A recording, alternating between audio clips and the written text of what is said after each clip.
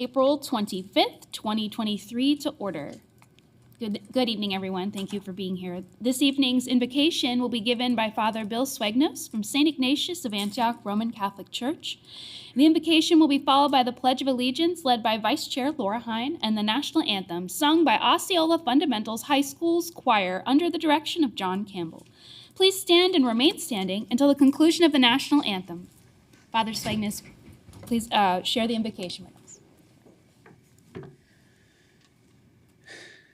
Gracious God, we praise your name and we thank you for all of your blessings, for our children, young people, and their families, for our teachers and staff, and for all those here and those who are watching who support the education, formation, health, and well-being of our young people.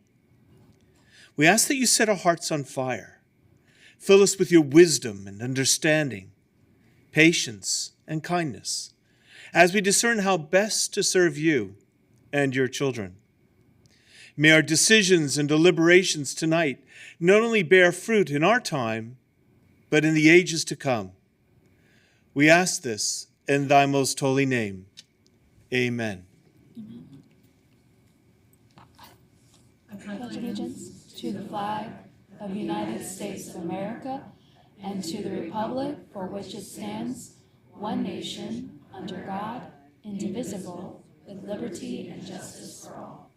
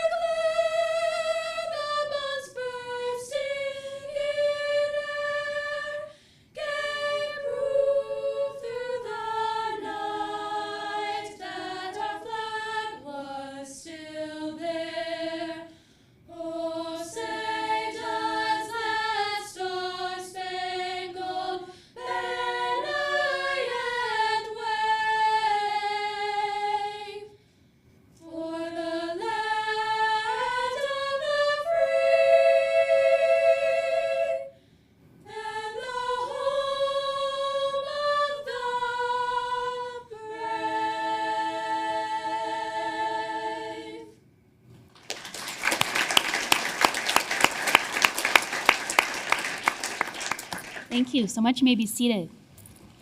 Mr. Campbell, would you please introduce the second song? I would be happy to. Thank you. Oasis' next number they will be singing is titled You Say by Miss Daigle, Lauren Daigle, and the arranger is Heather Sorensen.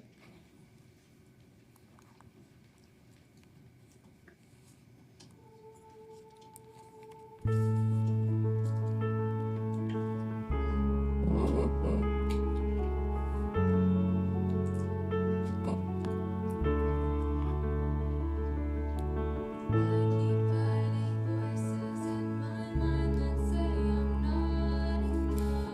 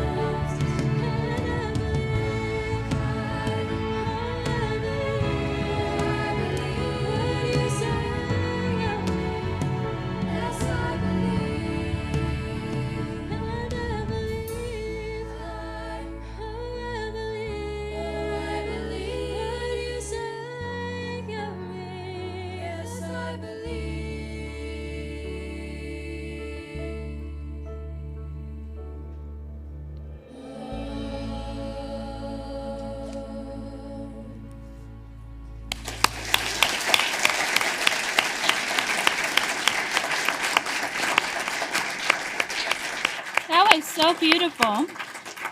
So beautiful, and thank you so much. That is the Osceola Fundamental High School Choirs. Give them one more round of applause. Thank you, Mr. Campbell. Thank you for being here.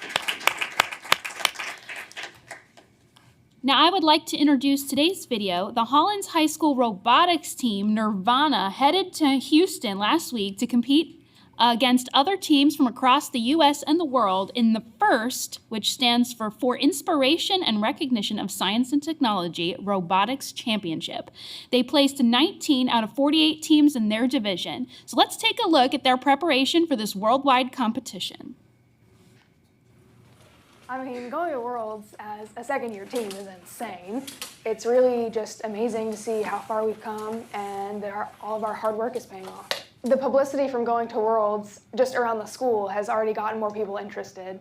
More people are asking, oh, you're in robotics, what's that like? You guys are going to Worlds, that's amazing. And I think that'll inspire more people to join. The objective was to pick up a cone and place it on top and build a robot that could efficiently do that. So we would spend lots of days after school and on weekends working together to build the best robots possible. The big difference this year to years in the past is that we have some students who are very willing to stay after and put in the time, and they're very interested in what they're doing. So they take the time at home to find out more about programming or find out more about the electrical wiring they're doing.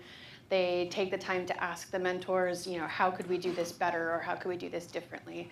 And I think it's that inquiry that really makes a difference between, oh, we have a team who has a bot and we have a team who has a competitive bot. And it's really important to me as a teacher to see the students succeeding in a real-life application of the things that we try to teach them in our classes. I learned that I work really well around like-minded people, such as these guys. I've also learned about myself that I like to tinker with a lot of things. And, you know, besides all of the technical knowledge that I've learned, I think that teamwork is another crucial part of this. It's truly incredible. I always thought that there was a chance that we would make it this far, but I knew that it wasn't a certainty. Gradually making those strides and then eventually all of it culminating to what we have now has just been truly like one of the most incredible experiences of my life. Wow. There's an incredible team of students. We will bring an update when they return from nationals as well, but that is how they're doing right now. And so now we'll introduce our Public Information Officer, Isabella Mascarenas, and she will introduce our professional and community organizations that are with us today. Welcome. Good evening, Madam Chair, members of the board, Mr. Hendrick, and staff. It is my pleasure to introduce the following representatives of community and professional organizations. Representing the Pinellas Educational Support Professionals Association, or PESPA, Nellie Henyes, President.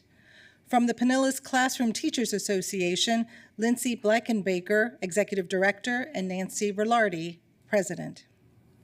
Representing the North Pinellas League of Women Voters, Nikki Amarantidis. From the Pinellas Arts for a Complete Education Coalition, Maria Athanasoulis and Sue Castleman. Today, we have a presentation from the Student Rights and Responsibility Committee. Please welcome students Abigail Dressback, Eli Stoop, and Courtney Bennett from Osceola Fundamental High School and their principal, Michael Bonet.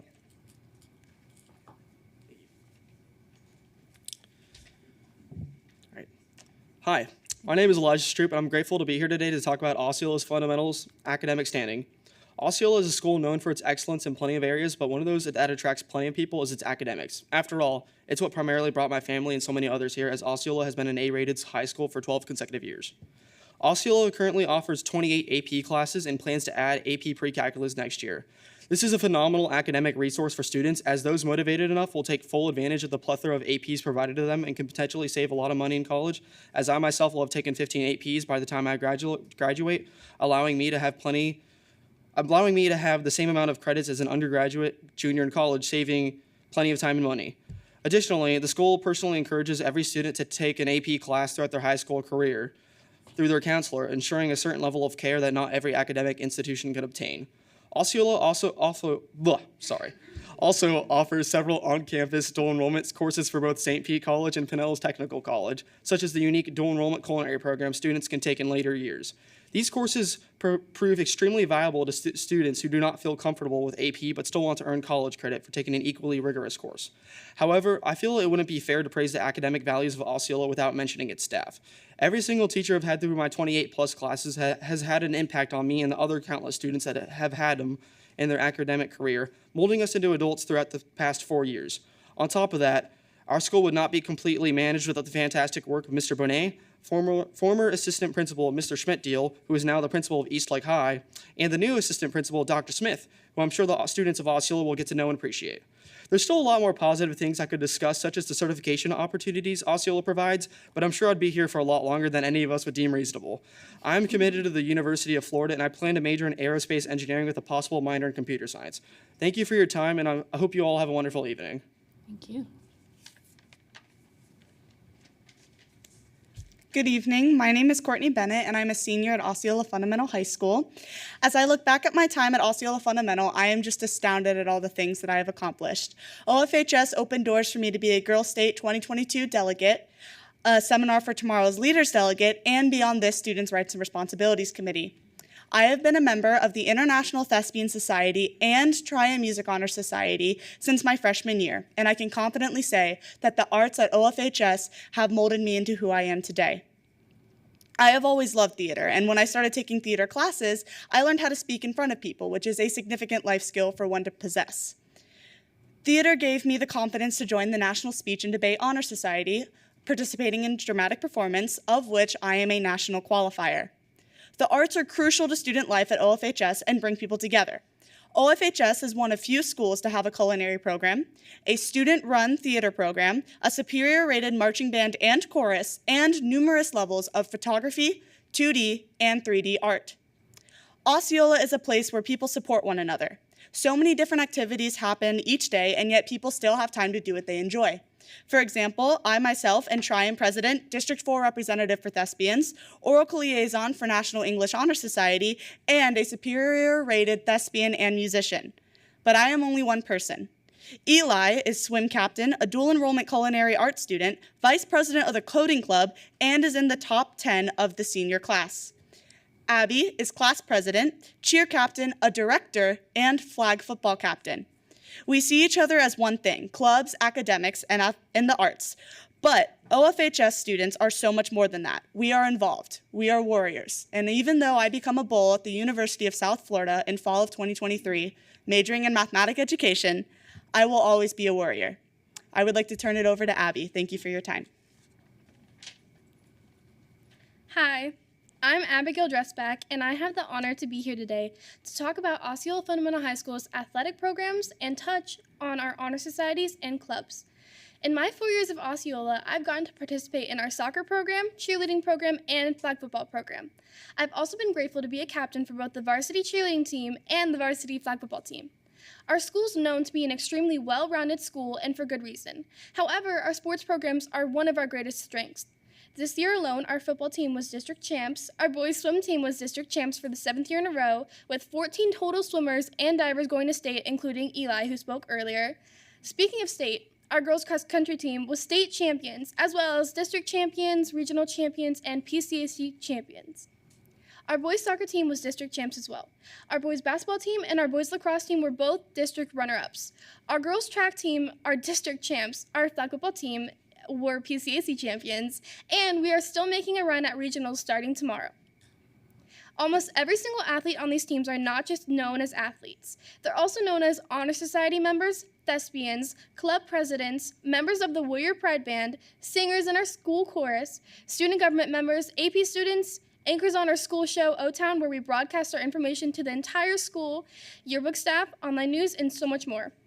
Along with my athletic titles and participation, I'm in NHS, NEHS, NAHS, Rho Kappa, NTHS, International Thespian Society, and on the board of directors for that. I also directed an In the Round show with my best friend Kaylee. I anchor on O-Town and help behind the scenes. I run 4 social media accounts for Osceola. I'm in Best Buddies, Key Club, Women in STEM, and last but not least, I'm also the senior class president.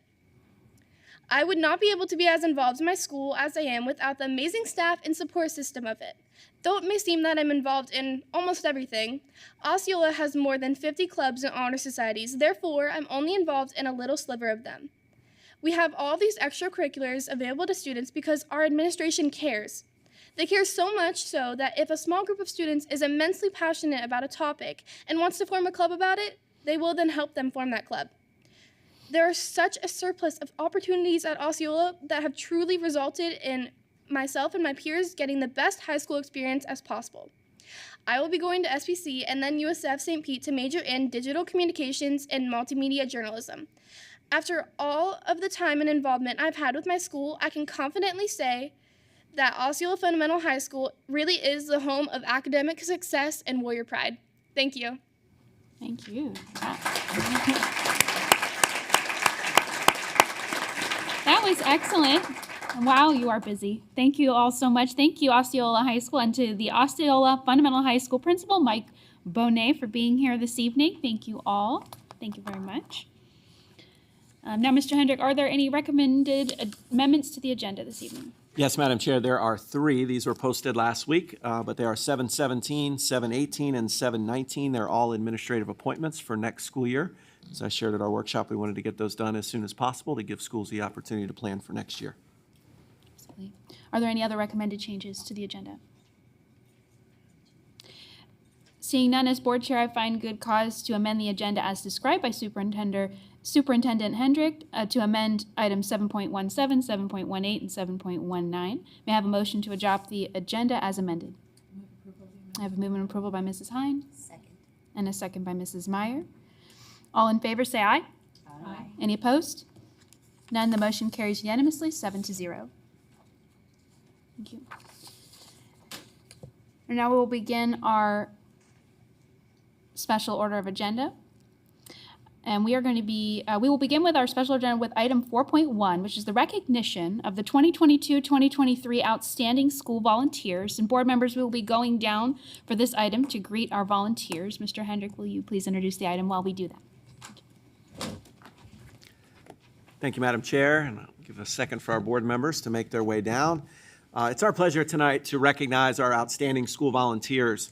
We had them for a luncheon not too long ago at Feather Sound Country Club and recognized them with some of the members of their school family and their personal families. But tonight we recognize them in front of our board and our community. These are outstanding service-oriented individuals in our community. And I'm going to call up Dr. Seymour Brown, our Director of Strategic Partnerships, who's going to explain more. But we have categories for students, for traditional volunteers, and for seniors. And we're pleased to recognize all of them tonight. Dr. Brown? Thank you, Mr. Hendricks. Madam Chairperson, board members, Mr. Hendricks, and staff, greetings. April is National Volunteer Appreciation Month, and the Office of Strategic Partnerships is proud to present Pinellas County's 2022-2023 Outstanding School Volunteer honorees here tonight. As you know, volunteers play a vital role in the lives of students in our schools each year and can have many different roles, including chaperoning field trips, mentoring and tutoring students, working in our college and career centers, working in our front offices, greeting visitors, assisting teachers in the classroom, answering phones, working one-on-one with students, and many other tasks needed daily in order to improve the efficiency of our schools. The Office of Strategic Partnerships is proud to have a record number of active registered volunteers this year. Pinellas County Schools has been blessed to have over 31,000 registered active volunteers this year, of which 14,000 are level 2 cleared. These volunteers have accounted for more than 430,000 volunteer hours. To put that in perspective for Mr. Hendricks, if we were valuing their work at minimum wage, they would have earned over $6.5 million this year.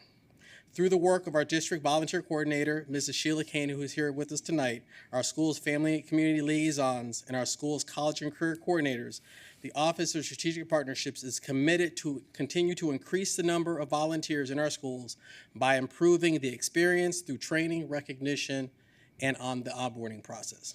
Today, I'm proud to be able to recognize the 15 area winners of Pinellas County Schools Outstanding School Volunteers with us this morning.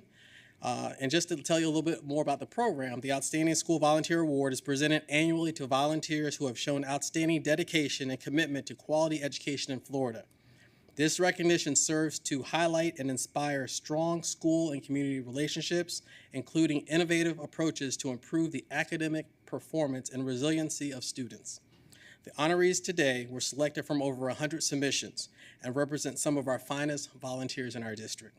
I am proud to present the following winners, and if I call your name, please come forward. Area 1 for Youth, Alexander Miller, Forest Lakes Elementary School. Adult, Natalie Adult, Natalie Putnam, Eliza Nelson Elementary School. Senior, Rita Smeckel, Brooker Creek Elementary School. Area 2, Lucas Shoemaker, Osceola Fundamental High School. Adult, Brenda George, Osceola Fundamental High School. And our senior, Deborah Lance, Frontier Elementary School. Area 3, Ella Fry, Orange Grove Elementary School. Adult is Lauren Esposito, Pasadena Fundamental Elementary School. And our senior, Nancy Rose, Starkey Elementary School. Area 4, Youth is Hannah Lietler, okay, Nina Harris ESE Center.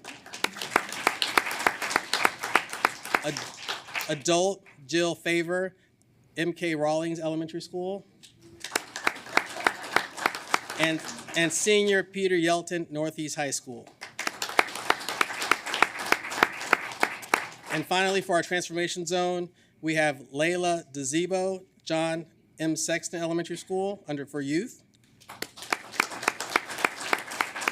For adult is Isana Latito, Mount Vernon Elementary School. And senior, Linda Frank, Lellman Avenue Elementary School. Our district winners who will represent Pinellas County at the state competition are youth, Alexandria Miller, adult, Brenda George, and senior, Peter Yelton.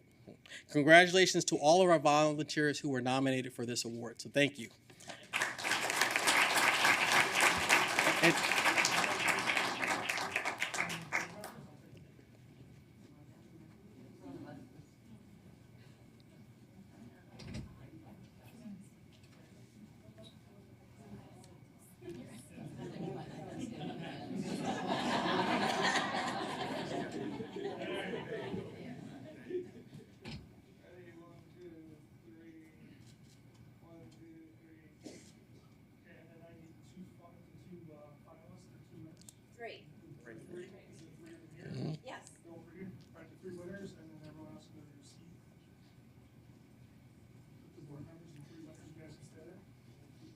Thank you for being here. Thank you. Thank you for being here.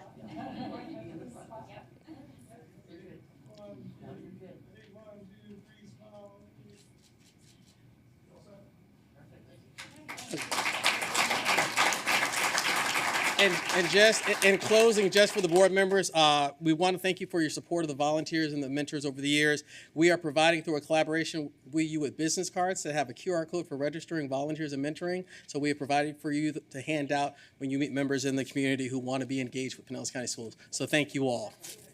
Thank you. Thank you. Yes, ma'am. Thank you.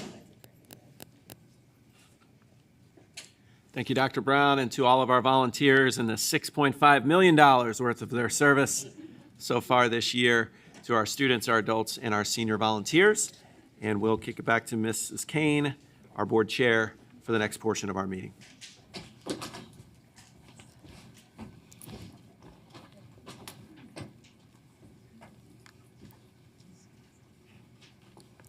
Thank you very much. We're going to be moving to agenda items. Members of the public have 3 separate opportunities to address the board when we gather for a business meeting. The first is public comment on agenda items. The second is at public hearings, most of which are policies. And the last is after our meeting when speakers may address the general business of the district. At each opportunity for public input, board members are here to listen to you. This is not a time for interaction, but the board will take your comments into consideration before it votes on agenda items. The board is committed to a standard of civility and decorum in conducting our meetings. This includes refraining from clapping or making audible noises during or after a speaker's comments. We appreciate you in assisting us in maintaining a civil and constructive environment. Lastly, please note that this meeting and all public comments will be broadcast live on the internet and the video will be publicly archived. Members of the public may always communicate with the board through our email, board@pcsb.org, or by calling the board office at 727-588-6300.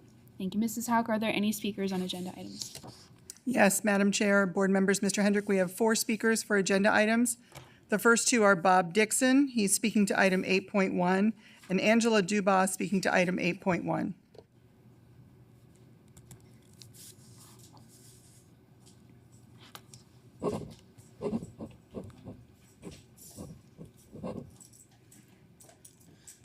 Lucky me, I get to start this thing off. I'm a teacher at Paul B. Stevens. I've been in the school system for, I'm sorry, I'll try to do this a little better. I'm a teacher at Paul B. Stevens. I've been in the school system for 32 years. Last 10 years has been at Paul B. You guys have an item for you to change our bell time for the 3rd time in 10 years. The last 2 times it's been pretty ineffective. Right now we have students who need medication. They get seizure medication around 5 o'clock. They'll be on a bus when they're supposed to get that medication. We have 48 MBA teacher assistants assigned to our building. We are 20 short right now. Many of those have left because buses cannot get there on time. And I know this move is supposed to fix transportation, but our dismissal time for buses is 4:10. They're supposed to be pulling out. We have staff members there to 5:30, 6 o'clock some nights to make sure our children are taken care of, because we can't just leave our students on their own. Our administration's a really good administration. They're doing all they can. We have a teacher today that took a position at a different school because of this proposition you guys are doing, because they simply cannot deal with their children and get to their own child at home. We have many assistants who are always looking for other jobs because of this. And it's not a simple matter of, we'll get replacements, because all year you have not done that. And we've tried. I know of at least one bus driver said they would not bid on a route if you move the time. It's counterproductive to students. It's not what's the best for students. And I don't understand why we're going that direction. My proposal, if you guys will at least look at it, I'm not saying any commitment, but at least look at the fact that at the, there's 3 tiers of buses that you guys have proposed. And at 9:15, 9:25, you have 1 school slotted for buses. That would benefit all students. Our behaviors increase throughout the day because of medication again. And I deal with the most violent kids in all school. I spent 19 years at Hamilton-Diston. So for basically my whole career, I've been attacked by students. And this decision's going to hurt students, it's going to hurt staff, and it's not in the best interest of students. And what you do with the other schools, I don't know what their needs are, but we're begging you. We need help, and you are the only people who can stop this. Please do not move our time later in the day, because if you do, you might as well close up the school. Talk to the stakeholders, talk to the staff, talk to the administration, talk to the parents, because these conversations haven't taken place. I got nothing else. Thank you. I agree. I'm also speaking on 8.1, and I know your intentions are good, but I think these early start times are a bad idea, especially for middle school. I understand the current bills that are going through session right now will be signed into law July 1st for next school year, but this bill won't be signed to become effective until the 2026 school year. So I feel like we do have some time to maybe come up with some alternatives here, because think about this, middle schoolers, you're what, 12? Starting at 7:15, so you would have to be at the school by 7. So they wait in the dark at the bus stop at 6 a.m. the earliest, which means they have to get up at 5:30. I have trouble functioning at 5:30 a.m. I'm pretty sure 12-year-olds do too. So not only will they be waiting for the bus in the dark, you're going to have them also waiting alone in the dark with 17-year-old boys.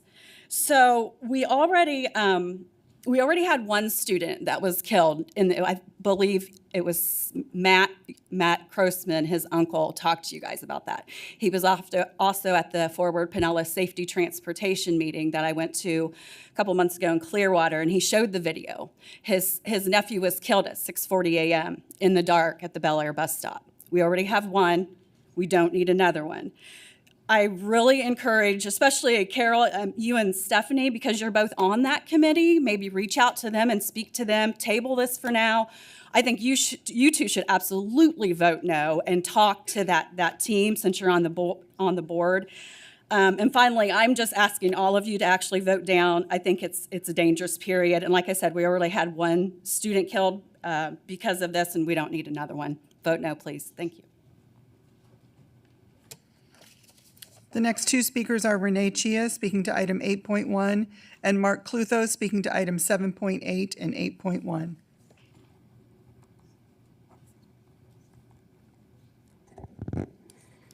Good evening. I'd just like to mirror the comments that have already been made about this agenda item. I'm urging all of you to vote no, table this, and rethink a solution.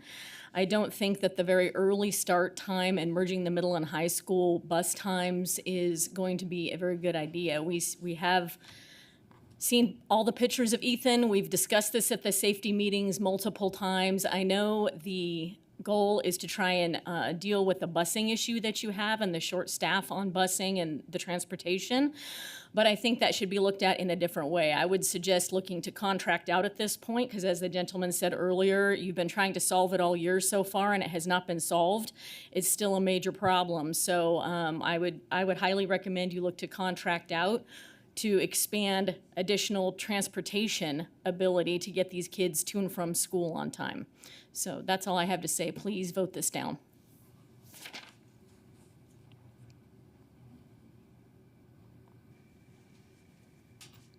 Mark Clutho Largo, 7.8, another boondoggle. $58 million for the Seminole High School. $4,256,000 going to Jensen Architects. Replace 3 chillers, 2 cooling towers, and 3 pumps. You're going to identify any old HVAC equipment that has reached the end of its useful life and replace. But the building's fixed? No. No, that's unheard of, isn't it? Sick. Like your Clearwater building you have oriented the wrong way.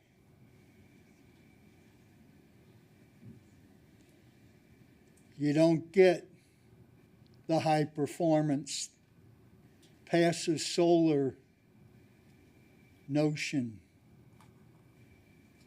embedded in your brain.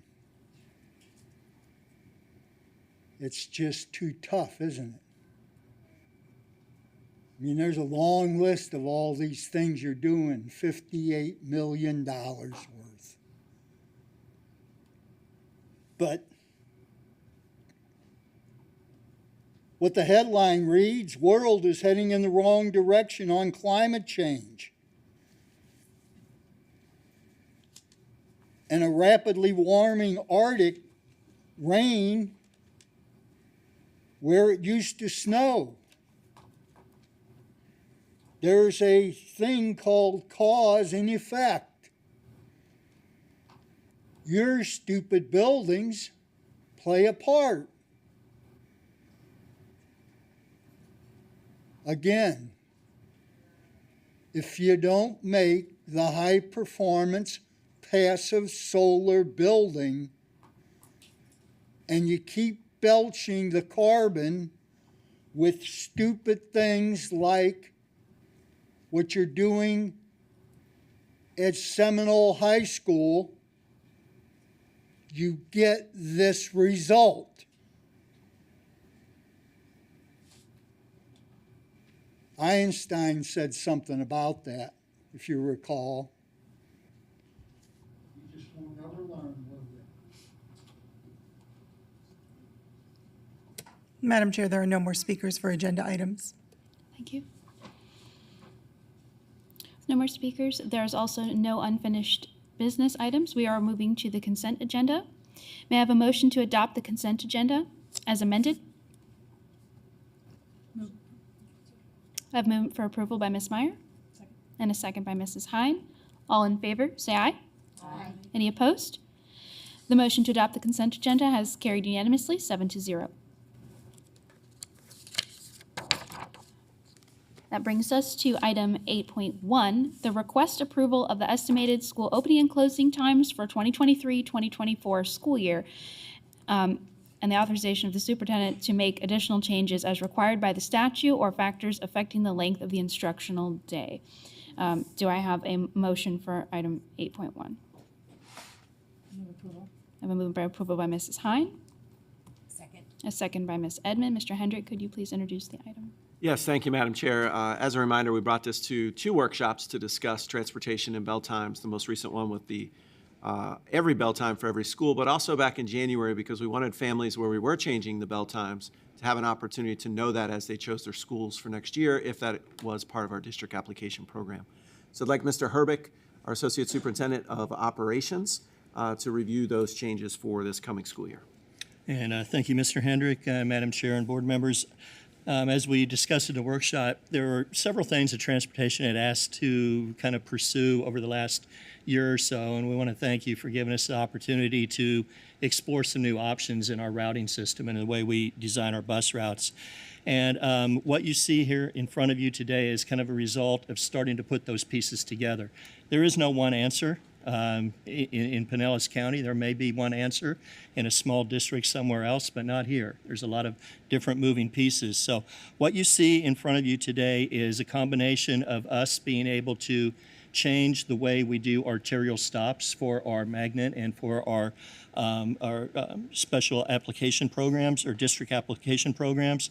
And what we're looking to do there is reduce the number of arterial stops from over 300 to maybe somewhere around 50, 60, or 70. Again, what that's going to do is shorten the bus runs and able to get our buses from one stop to the next much quicker. We're also doing what districts across the state of Florida and across the country have been doing for years, and that's combining levels, putting middle school and high school students together.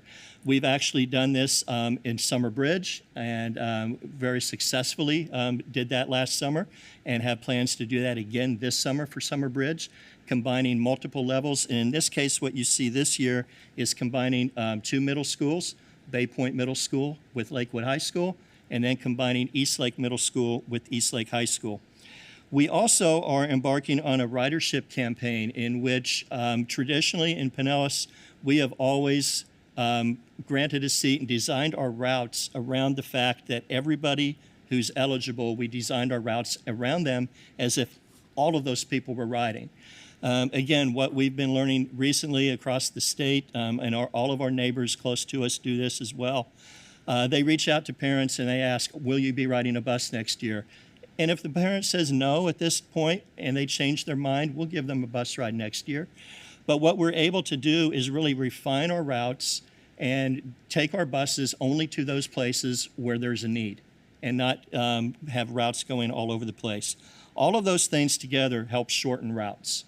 And what the issue that we're having this year, as we've talked about before, is that we have a shortage of bus drivers. And by shortening those routes, what we're hoping to do is have those drivers be able to pick up more students on their runs, get them to school, and get them there on time. And that's the number one goal that we have. So what you see here, and for the public, when you open up this agenda item, you'll see a several-page PowerPoint. But on the first page, you see the first-tier schools. Most schools in the first tier are not changing times. The ones who are we are introducing Eastlake Middle School and Bay Point Middle School to the first tier. And again, they are partnered with the high school, and the high schools that they're partnered with and that middle school have almost exactly the same runs that their high school partner has. We're also moving the newly renamed Pinellas High Innovation to the first tier. It not only works for transportation, but it also reflects that that school is now going to start incorporating high school age students. When you go to the second tier, which has traditionally, again, been our elementary school tier, you see no changes. One thing that you may see, though, and I should say this going back to the first tier, what we want to be able to do, especially in this second tier, is be able to adjust the times either a little bit earlier or a little bit later than what you see printed on the paper here in front of you. Traditionally, we've always brought a very standard time, and the times that you approve at this meeting have always been the start time and the end time. What we're asking is that we use these times that you see printed here before you today as an approximate time. As transportation works through their routes over the summer, if they're able to start any of these second-tier schools a little bit earlier, as much as 15 minutes earlier, they will.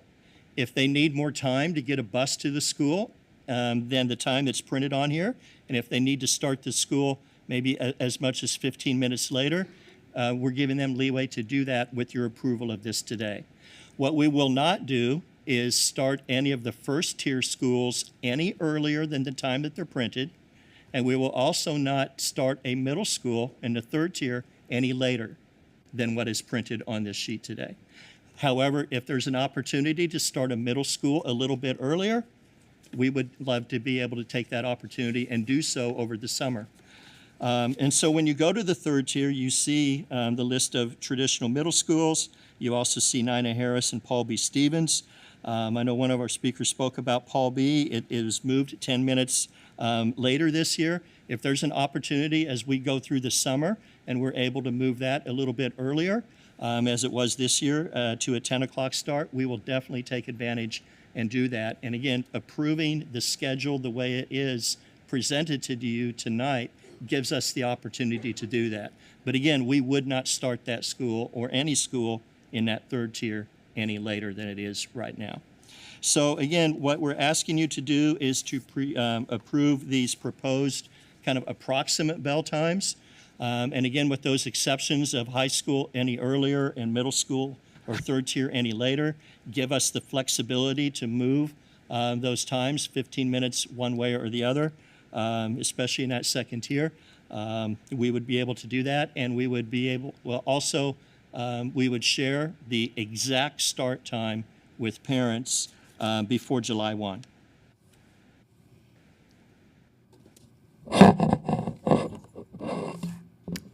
Mr. Kapersky, you had your light on.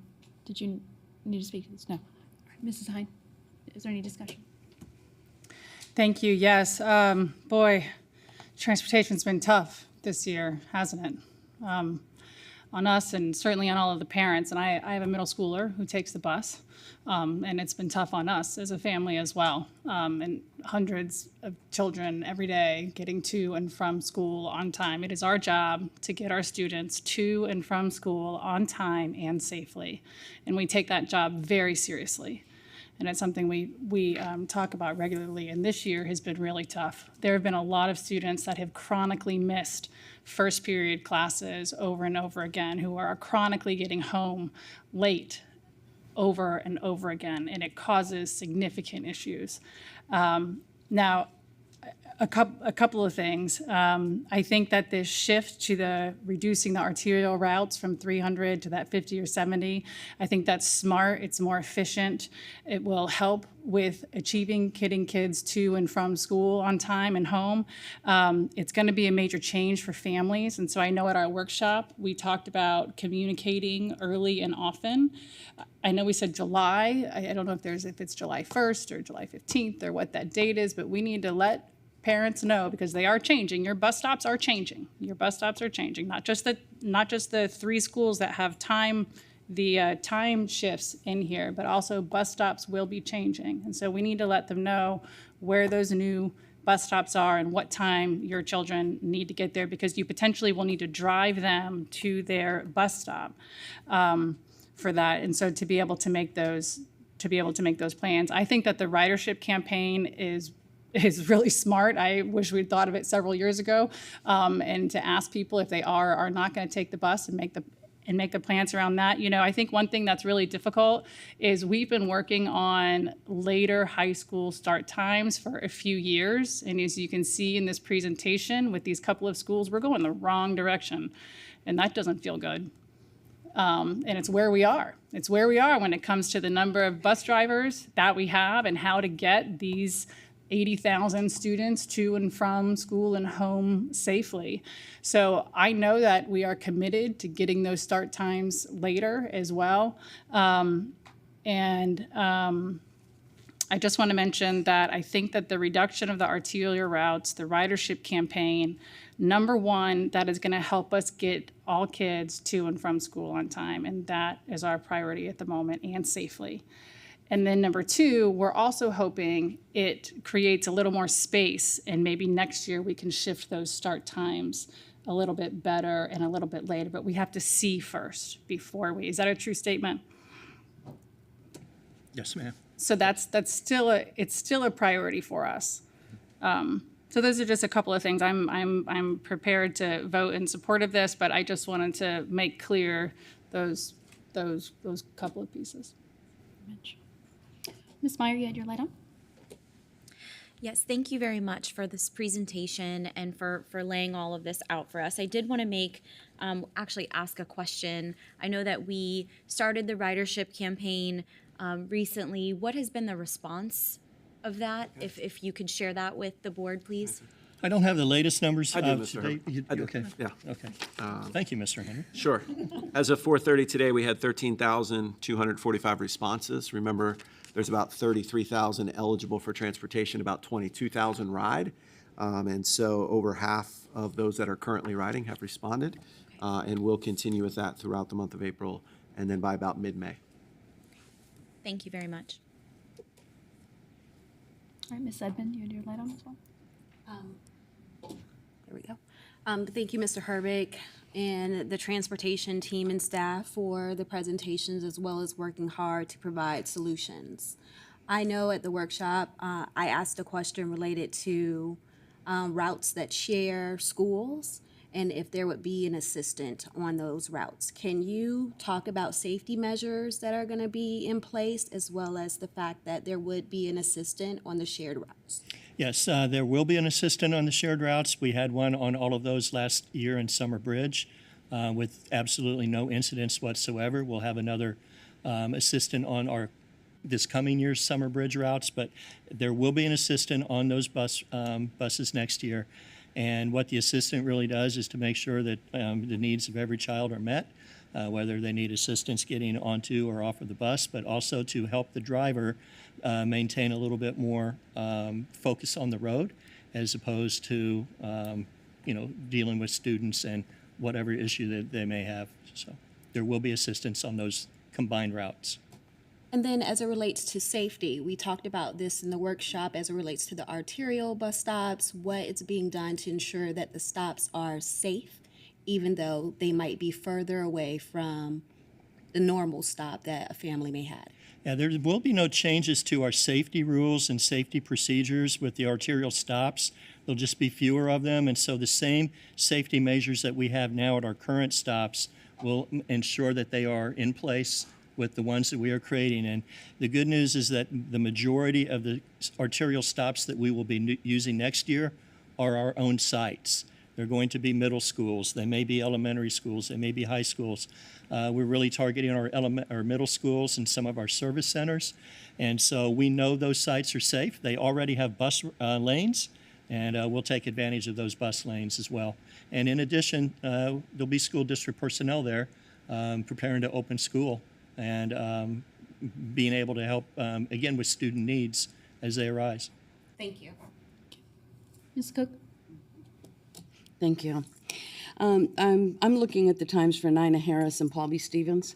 I think there were some valid points made with when medications fee. These are our most medically fragile students. Am I correct in understanding that they started at 10 o'clock this year? Yes. Okay, can we make every effort to get them back there, or even Nina Harris's needs may be different than Paul B. I've already So if we written could it have down. some conversation with those Yes. schools before we give them a finalized time. Yes. Because I do think their medication schedules Mhm. are very important. And Right. so I'd like us to really try and work on that. Mhm. Thank you. And that's the beauty of being able to bring a plan like this without a static time, that we'll have the advantage or the opportunity Right. to make that adjustment. Good, thank you. Ms. Peters? Thank you, Mr. Herbeck. I know we've had actually 2 workshops on this and much discussion. I do appreciate all your hard work. And I also want, all of our parents and families to understand, we know we receive so much communication from people who are struggling with transportation of their children to and from school, and then also the concerns with change time. So we do hear you. We are just trying to find the best solutions that we can as a district for at this time. I do have a question. Can you please speak to concerns that families might have regarding having multiple, so we may have middle schoolers riding with high schoolers and so forth. Can you speak to the concerns of families regarding those mixed, do we have that on buses now? We do. We have it on, it occurs right now. And we have, and I understand for our families, it's new to us. But we've spoken with Pasco County and Hillsborough County, who's been doing it for years. And they really don't have any issues. And they do not have assistance on their buses either. It's the driver and that mixture of all age groups. So I think that would be one of the things that I would share with our families, is that until we're used to this, until our families and our kids and everybody else is used to our bus drivers as well, we will have that assistant on there, and it may be proven to be something that we'll do permanently.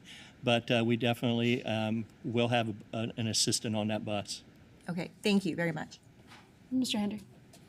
Yes, I just wanted to add a little more information because it's come up. So first thing in terms of bus stops changing, it is the arterial stops. It's not the neighborhood stops. So those arterial stops are designed to change every year based on where students sign up for our magnet programs. So they could change every year. We've not done that for years, and that's caused incredible inefficiency. So families know that those arterial stops can be 2 miles away from their home anyway if they're going from, say, St. Petersburg to Largo for a magnet program. So it's not the neighborhood stops that are changing, just the arterial. I do want to just mention, it was going to be in my report later, but Senate Bill 1112 and House Bill 733, which have the start time changes. We don't enjoy having schools start at 7. Everybody wants an 8:15 start, and we'd love to do that. But obviously, we have to have 3 tiers of transportation because of our size and our magnet programs. If and when the law gets signed in, which we anticipate it will be, it will require us to flip, and we will have to move high schools out of that time to one of the other tiers. And so the only tier that can start early is elementary. I mean, that's just the reality. And the districts that have done that, Hillsborough did it 2 years ago. Elementary will have to be first, and then either middle or high school will go second and third. As I mentioned earlier, when we looked at these changes to begin with, we wanted to make sure we gave families the opportunity for next year to know what their times were, even in January when we brought that to the board at a workshop. And the ones that we were changing, we were very vocal about. I want you to also know, it was mentioned back in January that we did survey the staffs at these schools that were having the significant changes in bell times. The response was overwhelmingly positive for them to change. We even considered doing it in the middle of the year because of the efficiencies it could create and the number of other routes that could get students home. We chose not to do it because of how disruptive it could be, even though it was only going to be a handful of staff and a handful of families. But our principals at those schools also worked with their SAC, their PTA, and others to gain input on that. So it's not going to be perfect for every single family, but most said yes very much. And it's important to note that both schools are at the far ends of our district, which are the hardest to become efficient at in terms of routing transportation. And I've been at both at the end of the day, and the late buses is just unacceptable. We know that. We've worked and worked and worked. But this will at least make it better for those schools, at least for 1 year until they potentially flip. In terms of the legislation and the sleep research, we absolutely would love to be in that place, and we'll have to get there. And these are some steps to get us in that right direction. Absolutely. Ms. Cook? Thank you. There was one thing that I wanted to mention, that this would be a time for people who are taking the bus to get with their neighbors and get with friends so that they have an adult covering those bus stops. We're responsible for the students once they get on the bus, but the parents are responsible, and we do as much as we can to keep the students safe. However, if they can start talking with neighbors and making sure, rotate times, somebody does it on Monday, another one does it on Tuesday, to just make sure that there is an adult at the bus stop with them. I think that would help a lot. We've got a lot of parents that want to be involved and they want to be supportive of what the students are doing. So this is one of the ways they can do it. And I think if they start that conversation now, it would be very helpful. Thank you so much. I have a quick question, just for clarification. Parents, this is a very significant issue, particularly in schools listed, as even getting out of those schools at that late time of day during rush hour has been very difficult and caused a lot of late disruption and drop-offs. I know a lot of the middle schoolers from certain schools are not getting home sometimes till 6 o'clock, which is really unacceptable. So I think that the change will significantly help due to geographical location. But also, can you speak a little bit, because with the change in the start times and having the arterial stops at middle schools, most of them are starting significantly later, and some of those stops will be very early in the morning, potentially 6:30 in the morning. Will there be staff on the premises at those arterial stops, and can you speak to what staff members might be there during those hours in the morning? It could be any, but almost guarantee that head plant operators will be there. They get there quite early to, get everything turned on. Other plant operators, food and nutrition staff. You generally have school administrators as well, and some teachers come in.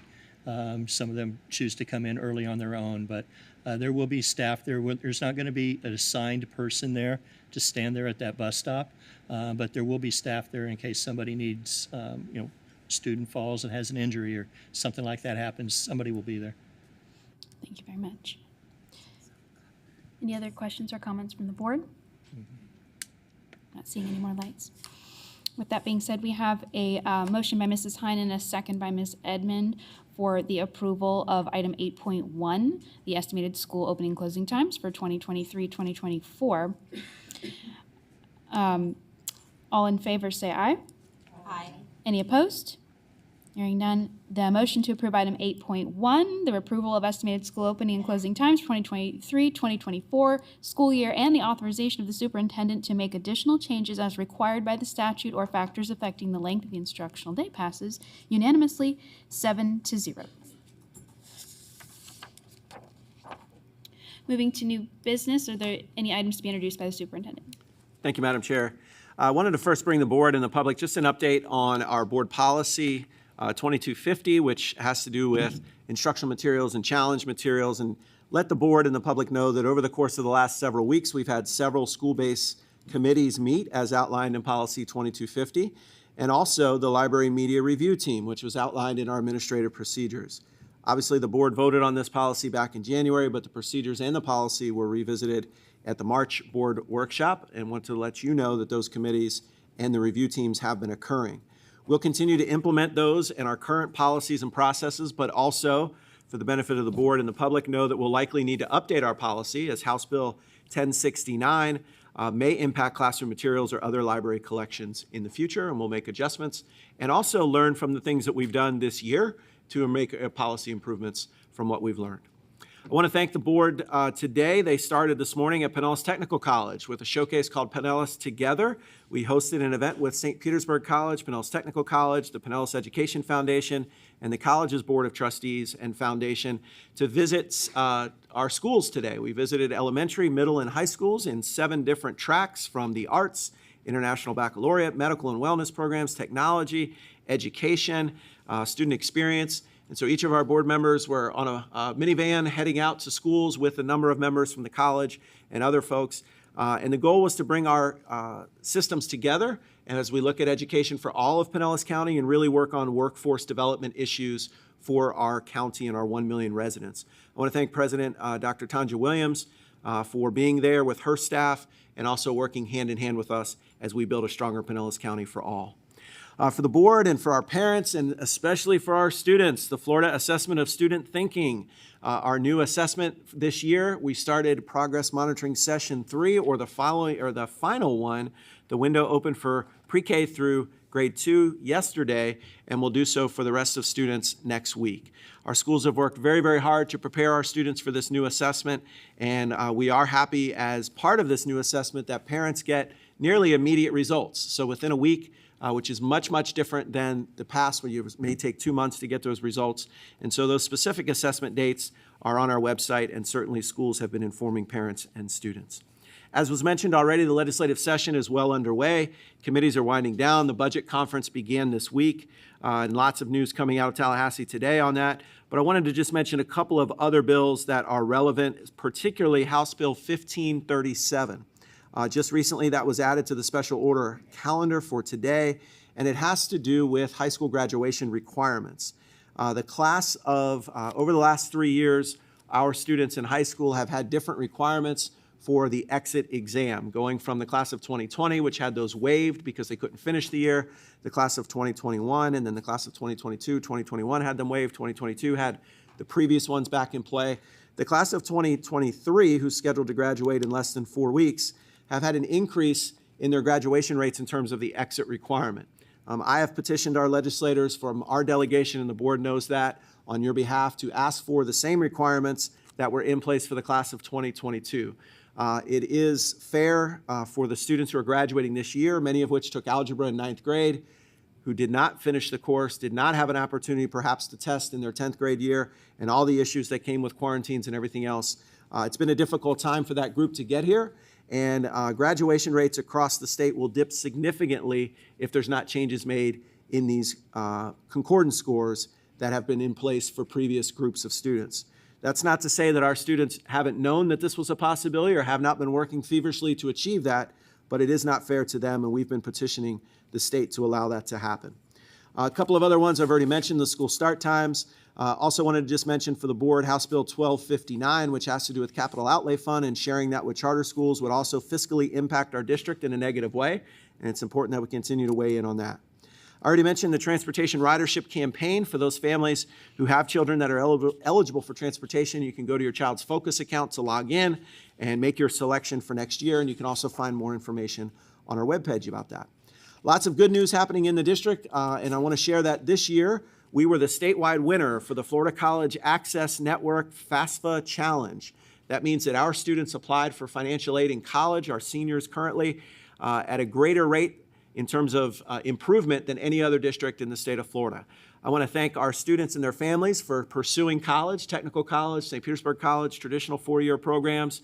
But this is possible in large part because of our college and career centers. You know that we put those in at our schools starting 4 years ago. They're now in every single one of our high schools, and those college and career coordinators have done an amazing job connecting our students to scholarships and financial aid. Recently, Pinellas County was named a best community for music education in the nation for the 4th year in a row.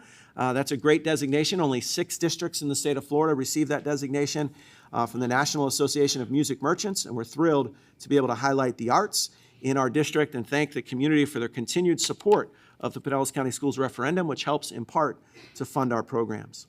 Last week, we had Pinellas Technical College's National Signing Day for Career and Technical Education. I happened to attend the one at Clearwater. Ms. Peters gave a speech there, and we had over 100 students in place there, another 100 down in our St. Petersburg branch. We continue to have more and more students accessing Pinellas Technical College. Thank you, Mrs. Edmond, for giving the speech in St. Petersburg, and we've done a great job connecting our students to our technical colleges.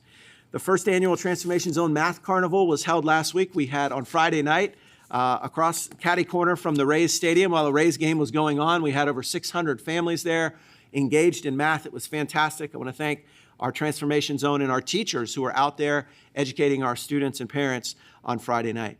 Last weekend, the Commissioner's Academic Challenge occurred, the 36th annual Commissioner's Academic Challenge. Our students, our academic team, competed with all other school districts from across the state, and we finished 5th in the state with our students doing a great, great job representing Pinellas County. The finals were on Sunday, and they came in 5th overall. There have been lots of awards and recognition programs lately. I want to thank the board for being at an innumerable number of those in the morning, in the daytime, at night. I'm just going to mention a couple: our Turnaround Awards breakfast, our Take Stock in Children Senior Celebration, where we gave the final scholarship dollars out to 211 Take Stock in Children recipients. That's $3.7 million in scholarships. And just to remind the public, Pinellas County has more Take Stock in Children scholars than any other county, regardless of size in the state.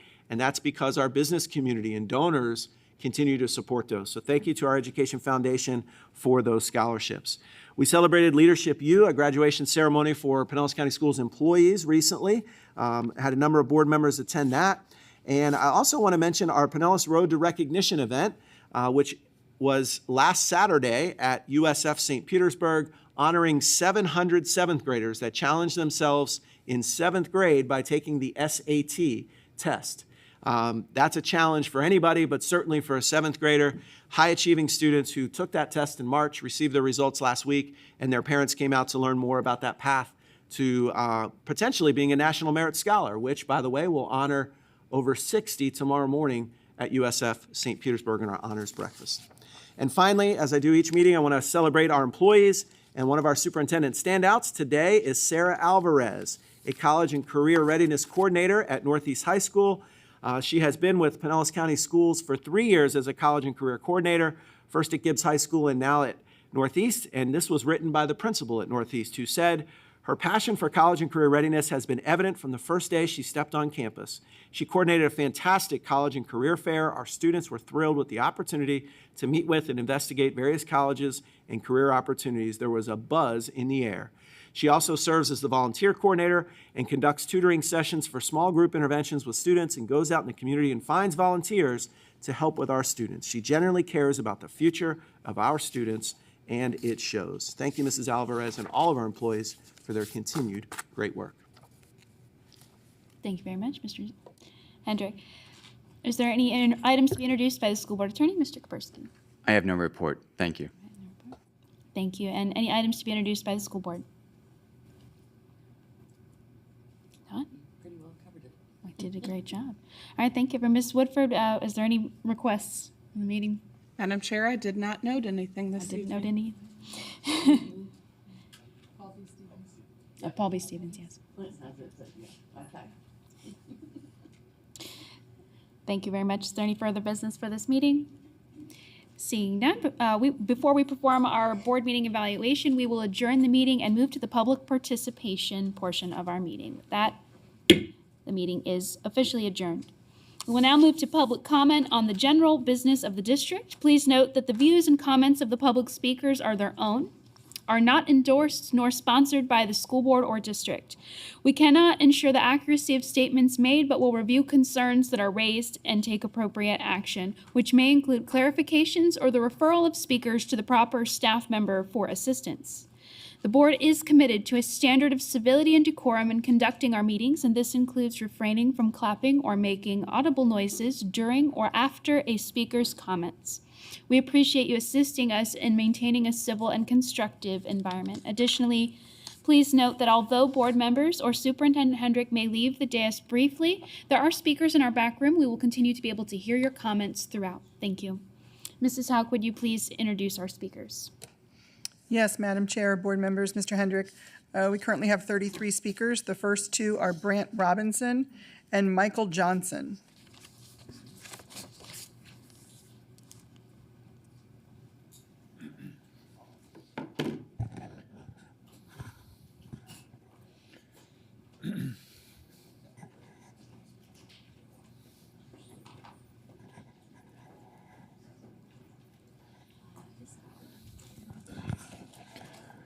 Good evening, Madam Chair, Superintendent Hendrick, members of the board and staff. I hope you guys are having a great day. I'm so grateful to be here with you guys. I'm so honored, I'm so humbled, and I'm so privileged. I want to say thank you. A few weeks ago, many of us in the room, and you'll know who they are because they're going to be nodding, we attended the Listen and Learn session. And I'm so grateful for the opportunity, Superintendent Hendrick. Mrs. Long, Ms. Edmond, staff, thank you so much for all your hard work.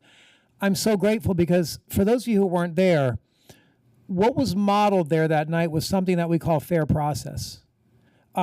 Last semester, there was a similar listen and learn session, and I was delighted when you gave the opening remarks, Superintendent Hendrick, to let us know that you'd taken all the data, you'd taken all the feedback, and you gave us an overview of what the comments and responses were, and you were already kind of actionizing what you thought might needed to be done. That's what we call fair process. That continued that night when we were all given an index card. We wrote down a lot of questions, and you guys did an amazing job of answering every single question. That's what we call fair process. Before we left that night, there was a gallery walk. We could walk around with sticky notes and give more input. The reason I'm suggesting that we make this more of our way of work is because we are a district that's committed to restorative practice.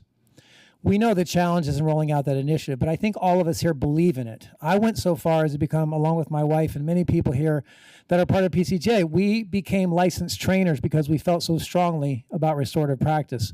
But the cornerstone of restorative practice is called fair process. Fair process is all about creating a way of work that involves the with. And I want to leave with a suggestion. Let's think about this. Imagine every faculty meeting on campus with the superintendent's nudging.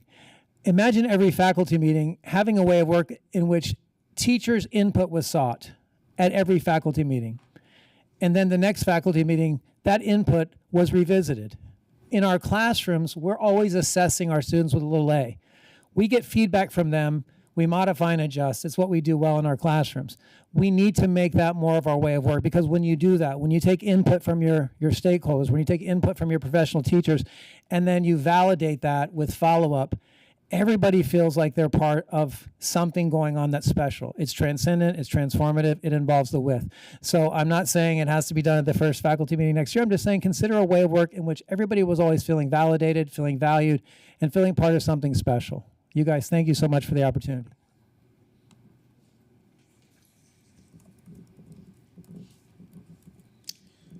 Hello, my name is Michael Johnson, he, him. I'm here with two teachers on my 5th grade team to examine changes to teaching over the past year. Since I am a 5th grade math and science teacher, I'm going to speak to this issue through a 5th grade science lens. We organize our thinking in science using scientific inquiry, and that has certain steps that we take. The first step is to make an observation of the world around us. The observation I've made is teachers are stressed out, teachers are starting to crack.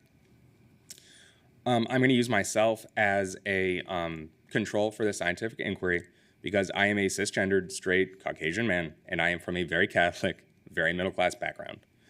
Last week, I had a panic attack. All I was doing was preparing for the FAST test coming up. I was making lessons, I was getting review ready. I had a moment. So I decided to take a look around me and look and see how other people were doing. There are other stressors in other people's lives that I don't have to deal with, and I'm fortunate for that. If I look at the independent variables, things that we can change about my situation, and then measure those outcomes, or the dependent variables, we start to notice something. I have noticed that a non-binary teacher friend of mine is looking to leave the profession because they are losing their minds over politicians who are responsible for writing our laws, calling them demonic and a mutant. A transgendered friend of mine is leaving the state altogether because she fears for her safety. Black teachers are chafing because any reference to their pain and struggle is scrutinized. They have to fear that it might make a white student uncomfortable.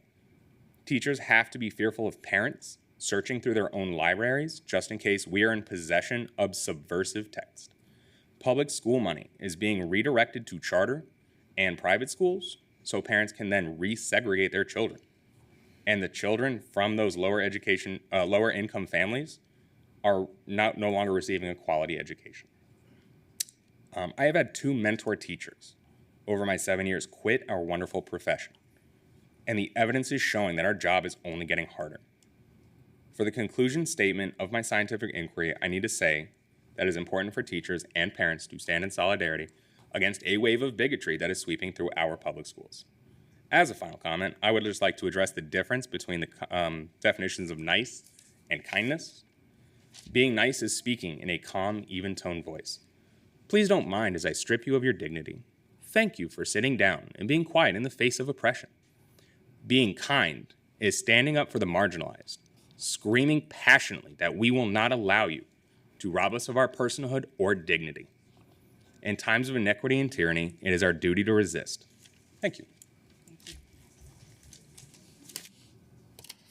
The next two speakers are Jacqueline Giddings and Shannon Hoff.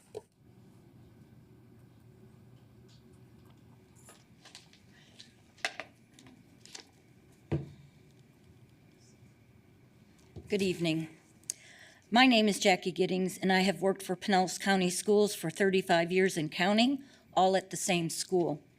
This is my first time coming before you, which should indicate how concerned I am over the traumatic situation my second grade class and myself have had to endure this year.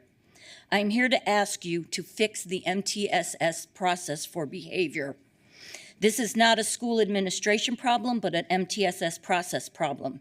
We have been exposed to profanity and inappropriate gestures, throwing of objects such as rocks the size of a fist, throwing scissors into the gathering area, missing a student's head by an inch, as well as numerous other objects, and yelling out derogatory remarks at students and myself, especially during my teaching on a daily basis for the first 2 grading periods of the school year. I have a binder full of documentation daily of these disruptions. There has been improvements since the first 2 grading periods, but the actions continue sporadically. This has been an ongoing struggle. The bullying, verbal, emotional, and physical abuse we have had to endure has created a toxic environment in our classroom. This is detrimental to the well-being of the entire class, and the loss of instructional time is great. This is not the least restrictive environment, yet the MTSS process has given no relief. I spend an enormous amount of instructional time dealing with these disruptions. Several parents have called the school administration and the area superintendent to express their concerns over this situation. The only option they are given is to have their student removed to another class. That is not an equitable solution. I have been given the option to have the disruptive student removed to another classroom, but I would not do that to another teammate or expose another whole class to that abuse. The MTSS process does not work for behavior. There needs to be a better process that allows for students' needs to be met when it is clear it is not the least restrictive environment. We have dealt with the same concerns for years, and the teachers can prove the loss of instructional time is great. There should be a process that allows for a safe learning environment for all students. This is not happening in this situation. Teachers are having to be medicated since there is no support in the classroom for disruptive students. There is a psychiatric nurse practitioner that has expressed concerns over the number of teachers she sees in Pinellas County that has increased over the past several years due to getting no support for disruptive students. She is willing to write to you a letter or speak to you about her concerns over this increase. I have been informed by your behavior supervisor, Amy Fichter, that we follow the data. If a student can be non-compliant and disruptive, an average of 61 times a day last year, and then I get them down to 12, I've made the data decrease. Thank you. Good evening, Madam Chair, school board members, Mr. Hendrick, and staff. Thank you for allowing me to speak this evening. My name is Shannon Hoff, and I'm a parent of a PCS student and a library, media, and technology specialist here in the district. It is as an LMT that I come to speak to you today. You can ask any district LMT how we are feeling right now, and I can almost guarantee you that a lot of us, if not most, are feeling we are exhausted. We are tired of being undervalued and underappreciated. We are tired of having last-minute projects thrown on our plates. We are tired of being asked to do things that are the responsibility of other departments. We are tired of having to defend ourselves to outside groups that really have no idea what we are due. We are just plain tired. The district needs to do better. Stop having us do other departments' jobs. For example, the pinging inventory project that we are currently being asked to work on. Having us track down laptops, turn them on, log them into the network for inventory purposes is way more work than just having the property clerk scan the asset tags for inventory, which they have done in the past, and which is their job. When the email came instructing us to complete the pinging project, which, by the way, we had no idea this was coming, we were told this was being done because, and I quote, to reduce the property control clerk's footprints in the schools and alleviate the burden of physical verification of this group of assets. This project is not doing that. I am still having to physically verify a group of assets where it is stated that this was to alleviate that exact burden. Yes, it reduces the property controls clerk's footprint in the classrooms, but it's increasing mine. I am having to go into classrooms constantly during this critical time of the year for instruction, interrupting lessons, asking teachers to find laptops, when this could have been done in 2 to 3 days with a property clerk and a scanner. Also, not to mention, we were given no advance notice. And I was given 10 school days to track down nearly 300 devices that didn't ping with this new system, when over 50 of them have been waiting on the warehouse to pick up for surplus since May of 2022, and over 60 are waiting on parts to be fixed. And I just want to say, I'm still working on this. So, in conclusion, please do better. Please have our backs. Librarians do have value in education, aside from just tracking down laptops. We don't just read books. Thank you. The next two speakers are Carol Robinson and Karen Donnelly.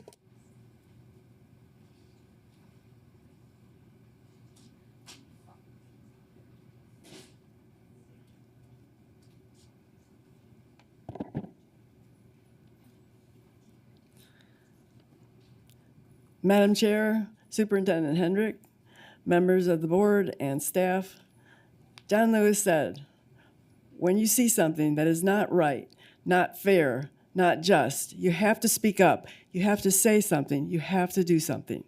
I would like to speak up about some of the things I have seen that are not right in the county in which I have worked for 29 years as a science teacher and trainer in the TTT program. That's transition to teaching. There are certain practices that are in place to raise the graduation rate and GPA statistics for our students in Pinellas County.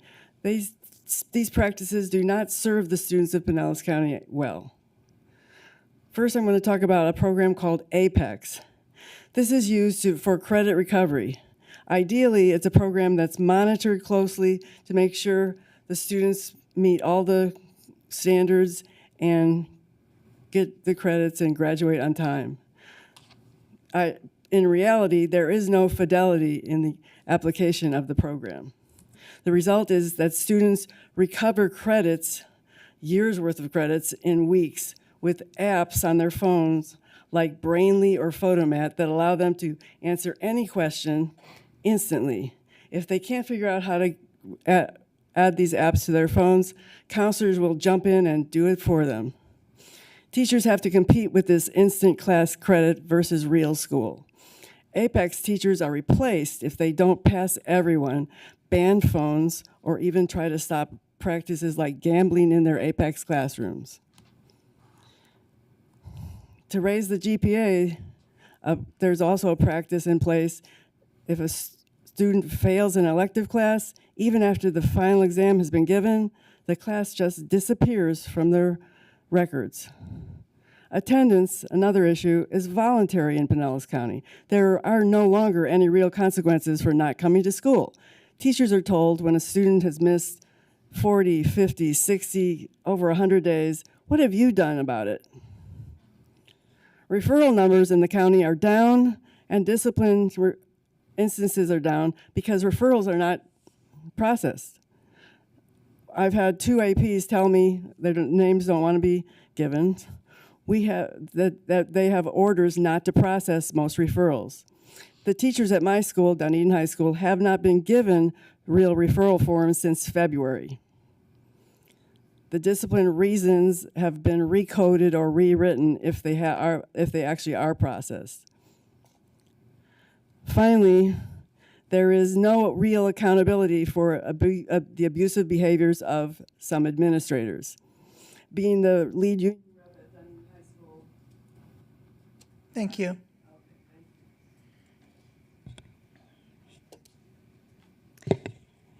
Good evening. My name is Karen Donnelly.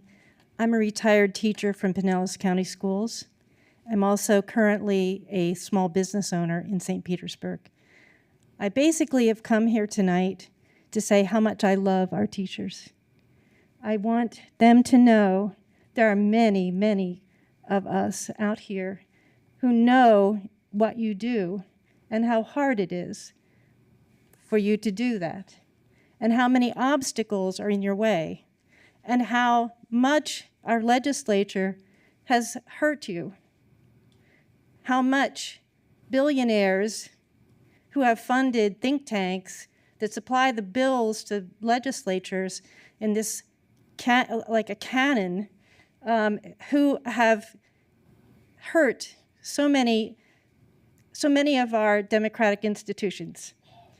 And I really just want to say how my heart aches and breaks for the people who are serving our children and trying to show them how to respect each other and to acknowledge in full their history and to challenge them to become empathetic and good citizens and kind and to nourish the community with their knowledge and skills and accomplishments.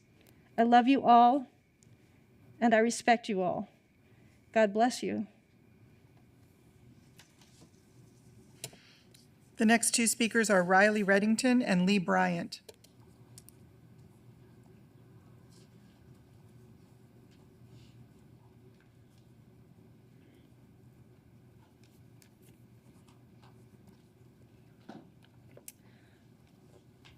All right, friends, we're going to settle in for an abridged read aloud of Don't Touch My Hair, written and beautifully illustrated by Cherie Miller.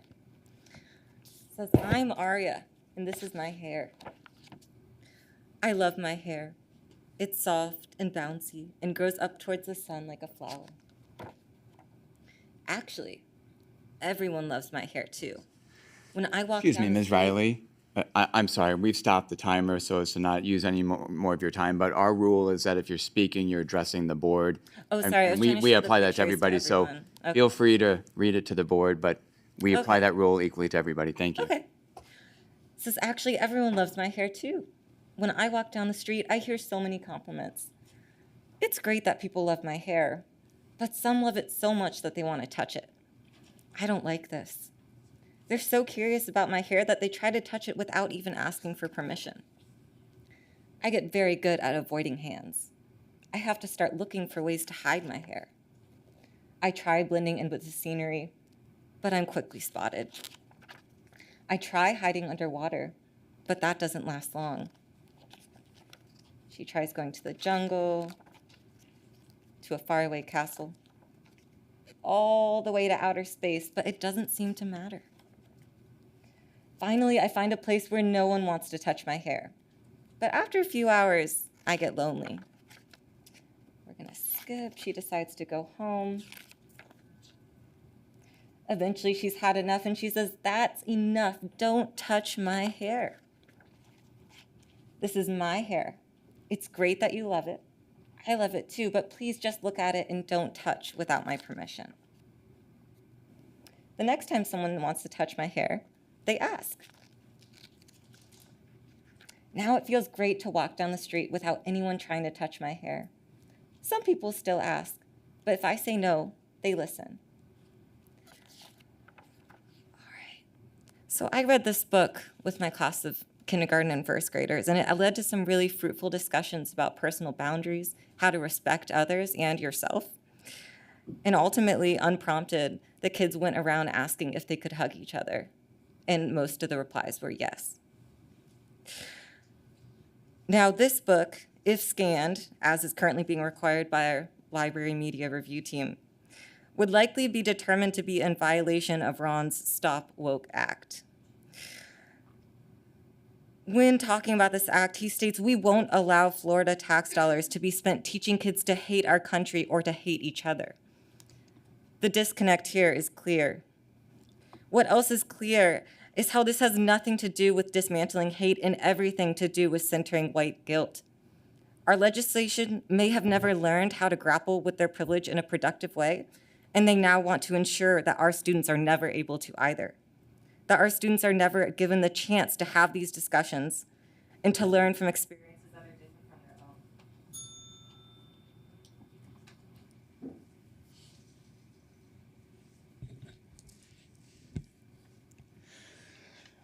their own. Good evening. My name is Lee Bryant. My pronouns are he, him, and his. To my LGBTQ plus friends and family, colleagues, and students, I see you, and I will not let you down. The other night at our prom, a young man came up to me about 20 minutes into the prom, sought me out. I was at the door chaperoning. And he came up and he said, "I just want to thank you for making me feel accepted and welcome in your classroom." And we got the little bro hug going. It was a beautiful thing. I loved it. I have the privilege of being elected as the next president of the PCTA. I look forward to the opportunity to take care of our educators for the next 3 years. I also look forward to working with the board, Superintendent Hendricks, and the staff at Pinellas Schools to make sure our students are safe, well, and supported.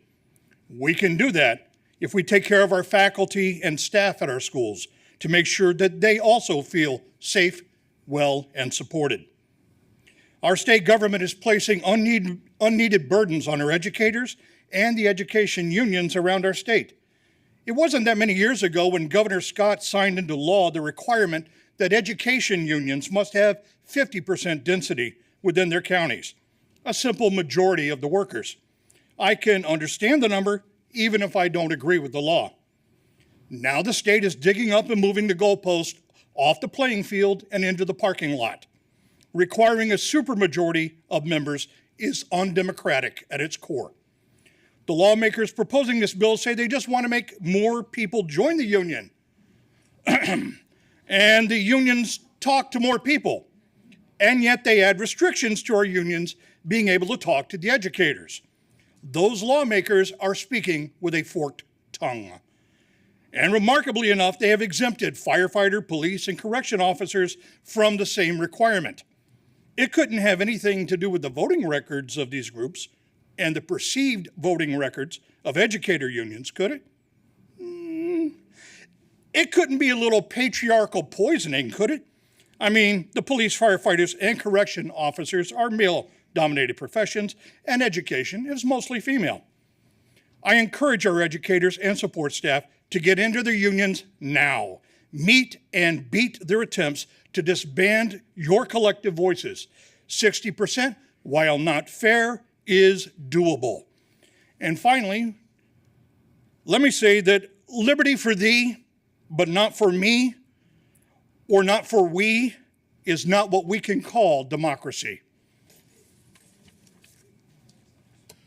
The next two speakers are Julie Russell and Lisa Erasmus.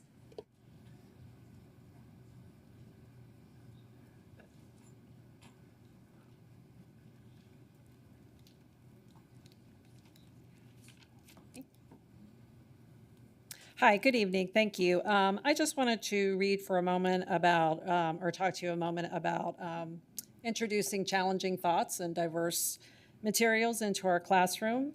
I want to read an excerpt from an interview with Shakima Silveri. She's a high school teacher in Georgia on her experience using The Bluest Eye in her classroom. She said, "Teaching novels like The Bluest Eye helps us break down barriers with students. After reading the book, I had a student who said she is the product of incest. I've had a student who said she was molested by her uncle. Books allow us to help them heal in ways that we as educators couldn't help them heal on our own. Further, I would like to add that banning a book does not mean the ideas contained inside cease to exist. Schools have a responsibility to reflect the diversity of human thought and to teach children how to navigate challenging and difficult topics." Thank you. Thank you for allowing me to speak. I would like the board to consider the following in its deliberations regarding the future of education in Pinellas County. Parental rights means that the parent has the right to decide what their child has access to, not what anyone else's children have access to. Books and films such as the Ruby Bridges film should never be eliminated because they tell the story of our history, for good or bad. It is telling that in the Ruby Bridges case, the story may hit too close to home because the people who didn't want a 6-year-old to have an education screamed at her and berated her a way similar to those who have expressed views against the film and books and films like that.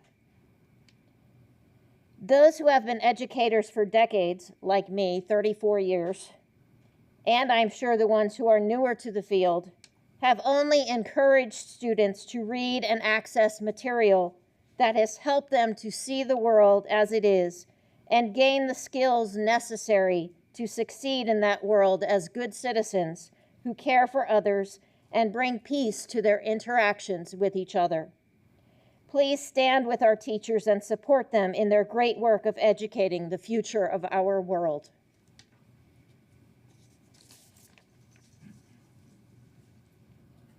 The next two speakers are Jan Dom and Ginger Bringle.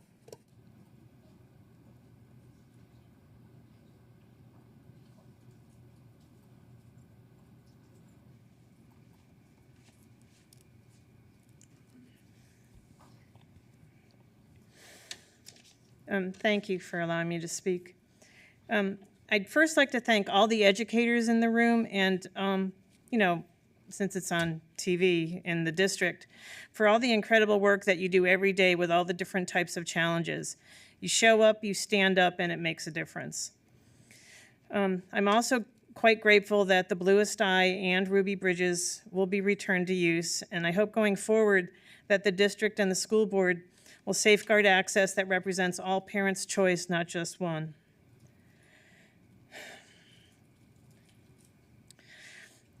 Education is in large part about promoting literacy, and literacy includes exposure to facts, ideas, cultures, diversity, all opportunities for not only critical thinking, but also stories that may touch a heart. Students should be able to have a chance to see themselves represented in books that are available and not removed. Kids watch what we do. They pay attention to everything, even when you think that they're not. So, thank you.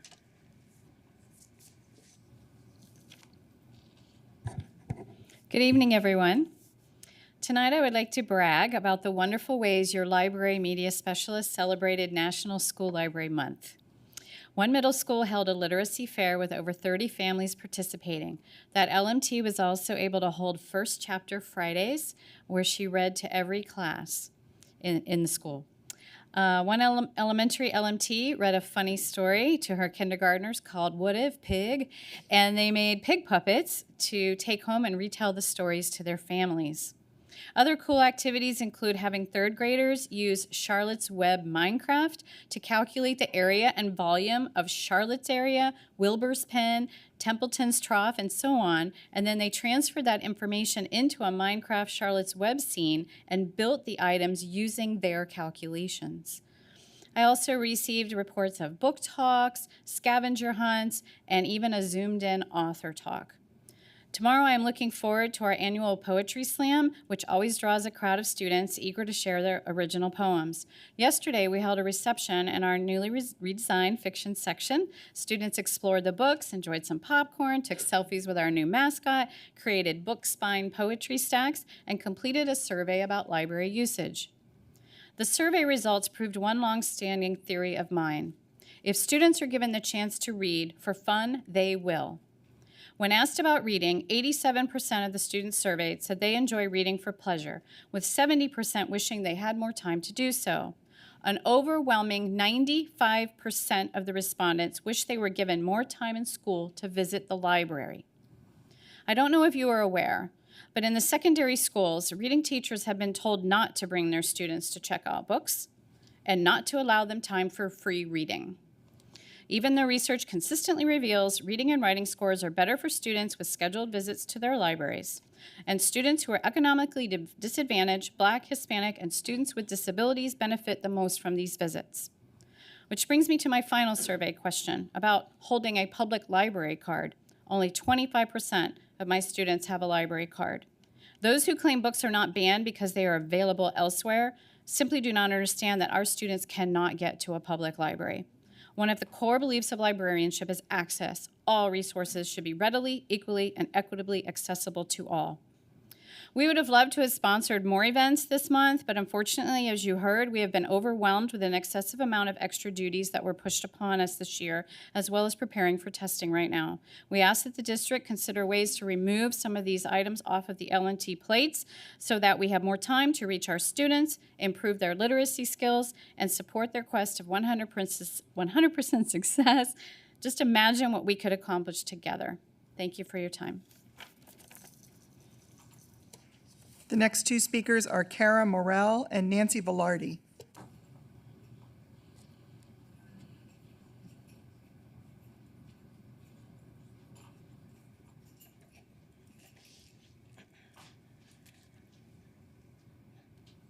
Good afternoon.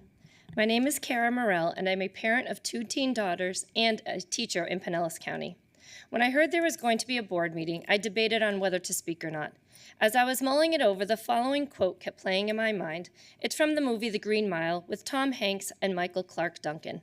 Hanks plays a prison guard, Paul Edgecombe, and Duncan plays an inmate on death row, John Coffey, who turns out is innocent. Paul asked John, how could he ever justify killing an innocent man before God? John tells him not to worry. He reveals that in addition to healing, he can also feel the pain of all the others around him. He does not wish to continue with such pain and darkness in the world. He said, I'm tired, boss. Tired of being on the road, lonely as a sparrow in the rain. Tired of not ever having me a buddy to be with or tell me where we're coming from or going to or why. Mostly, I'm tired of people being ugly to each other. You know what I'm tired of? I'm tired of the silent majority sitting back quiet, thinking that others will speak up, so I'm speaking up. I'm tired of the loud minority being so loud that the media picks up on it and tries to make the world think that they are the majority when in fact they are not. So again, I'm speaking up. As a mother, I'm tired of the loud minority trying to take my parenting rights away from me. You have every right to decide what your child can or cannot read. However, you do not have the right to take that decision away from me and my child. You do not have the right to take that decision away from the students who are of legal age to make that decision for themselves. You do not have that right to usurp my parental decisions just because you do not like them, especially when my decisions are not hurting you or anyone else. I'm tired. As a teacher, I'm tired of the loud minority telling me how to run my classroom. I'm a good, if not great, teacher. I teach respect, fairness, compassion, diversity, and equality to my students along with the core subjects. I teach my students that for every action that they make, there is a consequence, either good or bad, depending on the action they took. When there are disagreements, I listen to both sides impartially, and we come up with a solution together. The loud minority does not have the right to try and bust my union because they do not like that people in education field stand up for what they believe. You do not have the right to lie to the public, again through media outlets, telling the masses that this crock of a bill is protecting staff's paychecks. You think that I'm so ignorant that I don't know what is being pulled out of my paycheck? You do not have the right to tell me that diverse books have no place in the classroom, especially when my classroom is probably much more diverse than your neighborhood. I'm tired. As a mother and a teacher, I'm tired of the loud minority in power not respecting their positions and being poor role models. People in power should be impartial. They should not be starting or even liking drama on social media. You should be acting like the professionals you are hired or voted to be. I'm tired. Last but not least, I'm tired of the loud minority acting the hypocrites by expecting the silent majority to respect their opinions, not respecting theirs. You do not have the right to preach to me and the silent majority, but then refuse to listen to my side. I'm tired, but I will not sit down.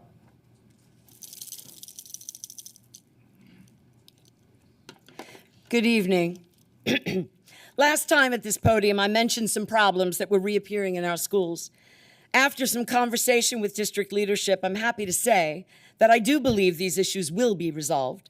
Important changes do not occur overnight, but we are well on our way to modernizing Pinellas and retaining our amazing educators. Latest research shows that today's workforce requires personalized approach to management. A one-size-fits-all style fails to account for individual needs, strengths, and challenges. Effective leaders adapt their approach, providing tailored support and guidance to help each employee reach their potential. Traditional hierarchical structures that limit collaboration and creative problem solving are a thing of the past. By fostering a more horizontal and inclusive workplace culture, any organization can benefit from the diverse perspectives and experience of all team members. Encouraging open communication and shared decision-making builds trust and leads to more effective outcomes. Encouraging cross-functional teamwork and knowledge sharing can improve overall productivity and problem-solving capabilities. Our evaluation protocol should be followed precisely, or it will not give a true analysis of an employee's performance. The pre- and post-conferences are critical to the result of the observation. They must not be overlooked. This approach helps employees understand their progress, strengthens their motivation, and develops the relationship between management and employee. In today's competitive market, employers are increasingly prioritizing employees' well-being. Creating psychologically safe workspaces reduce burnout, fosters productivity. Micromanagement can stifle creativity, discourage autonomy, and negatively impact employee morale. Empowering teachers to take ownership of their classroom fosters trust and collaboration. It's crucial to recognize and discard outdated rules that hinder progress and productivity. By adopting more flexible, inclusive, and supportive practices, Pinellas County Schools can create a thriving environment that promotes employee well-being, collaboration, innovation. As we continue to adapt to the evolving landscape of work, it's essential to stay informed and agile, leaving behind practices that no longer serve our modern world or our students. I hope that is the direction we are going in. Thank you. The next two speakers are Mark Clutho and Tracy McConnell.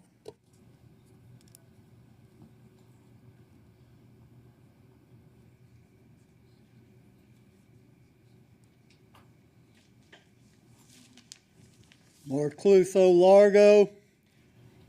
Winston Churchill, September 12th, 1960. We shape our buildings, thereafter they shape us. So the headline reads, will the world we live in today still be habitable tomorrow? Of course, this article here is not good. Climate change at the Earth's poles threatens planet. And here's from October 5th, 2022. Republicans talk about rebuilding, but not the cause of climate change. This, of course, is after Hurricane Ian. And here's the headline, climate crisis gets worse by the day. Earth's carbon dioxide levels highest level in 4 million years. Earth is nearing the tipping point for a hot future, alarm and UN report. Death scientists, Florida dump BlackRock and woke ESG investing. Well, on the wrong track here. The problem is ignoring science. For over 2 decades, I've been bringing the science of high-performance passive solar building. You have wasted hundreds of millions of dollars building dumb, stupid buildings that result in these kinds of headlines. The future's dim. The sad fact is, there's never been a peep from the teachers to say, why not give our students the high-performance passive solar building that's the healthy environment, a better learning environment.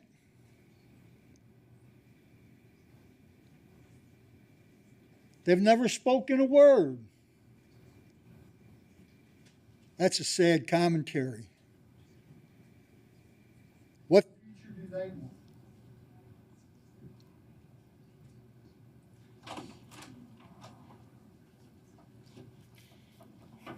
My name is Tracy McConnell, and I'm a 3rd grade teacher at Pinellas Central Elementary School, as well as a proud public school parent. I love teaching school. I do not like being a pawn in some ridiculous political scheme. All this drama surrounding classroom libraries is absolute nonsense. I want to thank Pinellas County Schools for being a leader and not doing away with classroom libraries the way some counties are. I realize the book scanning is worth it because it keeps books in the hands of our students. It's not our kids' fault that they're being used as part of a political agenda. When I first started teaching, parents still had rights. If a parent didn't want their kids to participate in a book or a movie, they would just let the teacher know, and the teacher would give them an alternative assignment. I did this one year for 5 students whose parents didn't want to participate in a holiday activity. Now, it is like the whole state of Florida and county of Pinellas has lost their ever-loving minds. When someone doesn't like something, they take it off all students. This is a real problem. I have real concerns for my own children's education. How will they be able to compete with kids from other states where students still have access to a wide variety of educational materials? We like to call this parent rights. This has nothing to do with parents' rights. If it did, then it would take into consideration how all parents feel, and it doesn't. Why should my children lose access to a novel because of another child's parent? What are they trying to protect kids from anyway? Kids can get anything they want in 2 seconds on their phone or computer. It's way worse than anything they'll read in a book. I wonder how many kids use their phone on campus to access porn. But please, whatever happens, don't let them have access to books. Please, no critical thinking for our kids. Imagine if our government listened to common sense and let people who are college trained choose educational materials for classrooms. We could use all the money that is going for computer programs, material, and manpower to scan books on buying more books for our classrooms. In all seriousness, what teachers need from all of you in order to do this scanning nonsense is technology that works. I cannot go through the motions of scanning books and only scan 25 books because of tech issues. I have already used 50 minutes of my time and I am nowhere near done. When we scan, we have to pray that the books are showing up in the system. Also, there are good books that do not have barcodes on them. Unfortunately, teachers do not have time to hand type in ISBN numbers to keep the books. We do not have time for that. Those books will be another casualty in a long list of casualties in this war on literacy. Thank you. The next 2 speakers are Paula Stevens and Jack Wallace.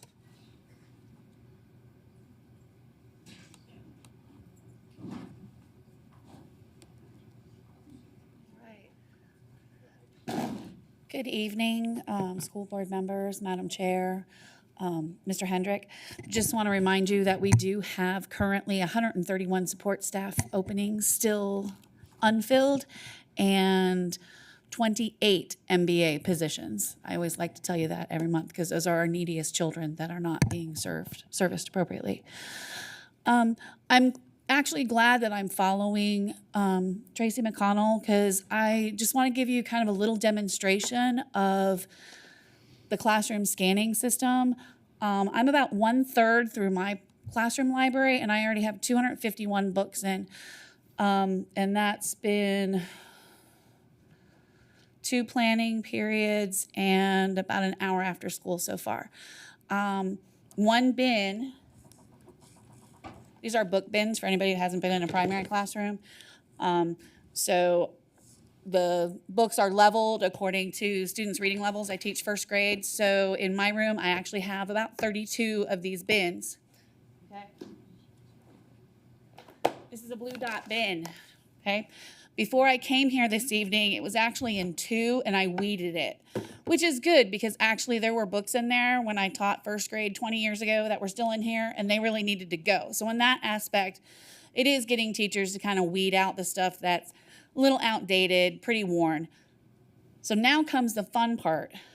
You get your handy dandy scanner, which I'm fortunate, I believe, I'll be honest, I don't know how many the district sent to each school. I heard about 2, but the staff at my school decided that we asked our principal to order some extra ones so that there was at least 1 per grade level, and our media person actually purchased 1.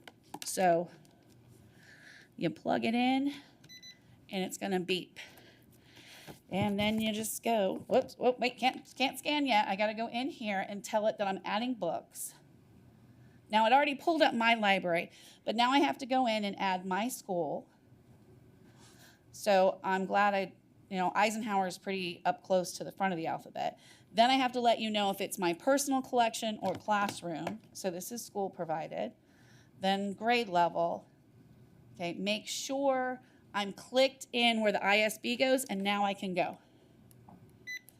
So sometimes it'll go by itself, and you can get going pretty good, especially if you did it ahead of time and actually turned them all facing the same direction. But then you're gonna run into, here we go, doesn't have a barcode. So then you have to take the time, whether it's in the front or the back. So I know I only got 7 seconds left, but anytime y'all have some extra moments, please come visit a primary teacher. We can use the help.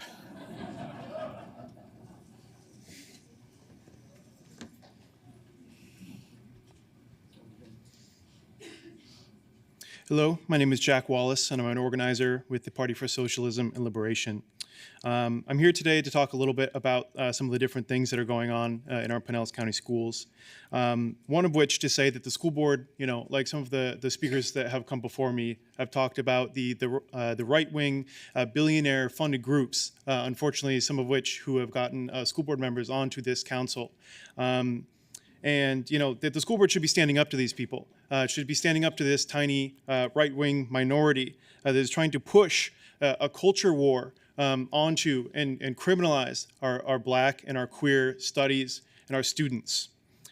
The school board should be standing up to that because the teachers are. The support union staff is. They're doing the best that they can to not be criminalized in their own classrooms. And the school board should be fighting and standing up to these right-wing billionaires who are trying to fund these groups in order to delegitimize our public schools. We've already seen with the charter school and the voucher expansion that this is partially working. The public school system is being attacked in its reputation. Teachers are being attacked for their reputations. So support staff are being attacked in order to make this justification to privatize public schools. What happens when there's a privatization of a good? We've seen it with housing. We've seen it with water. We've seen it with food. That means some people go without.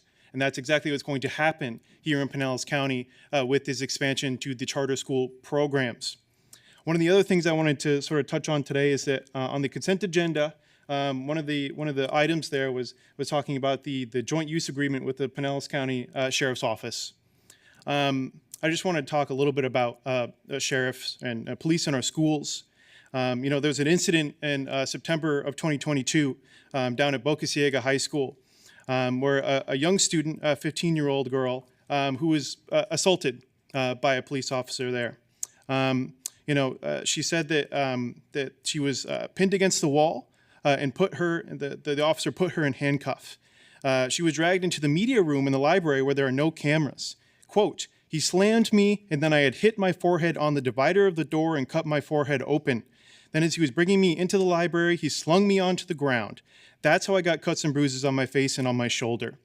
This is what the Sheriff's Department does in our schools. They criminalize our Black, our brown, our queer students, and that's exactly who is going to be, unfortunately, arresting the teachers and the support staff who stand up to this tiny right-wing billionaire class that is trying to fund this disgusting attack on our public schools. And I just also wanted to plug the Pinellas Common Good campaign that the union is doing, making calls to get union members onto EDUs. April 27th, May 2nd, May 9th, May 16th, and May 23rd. The next two speakers are Sarah Wood and Carol McNamee.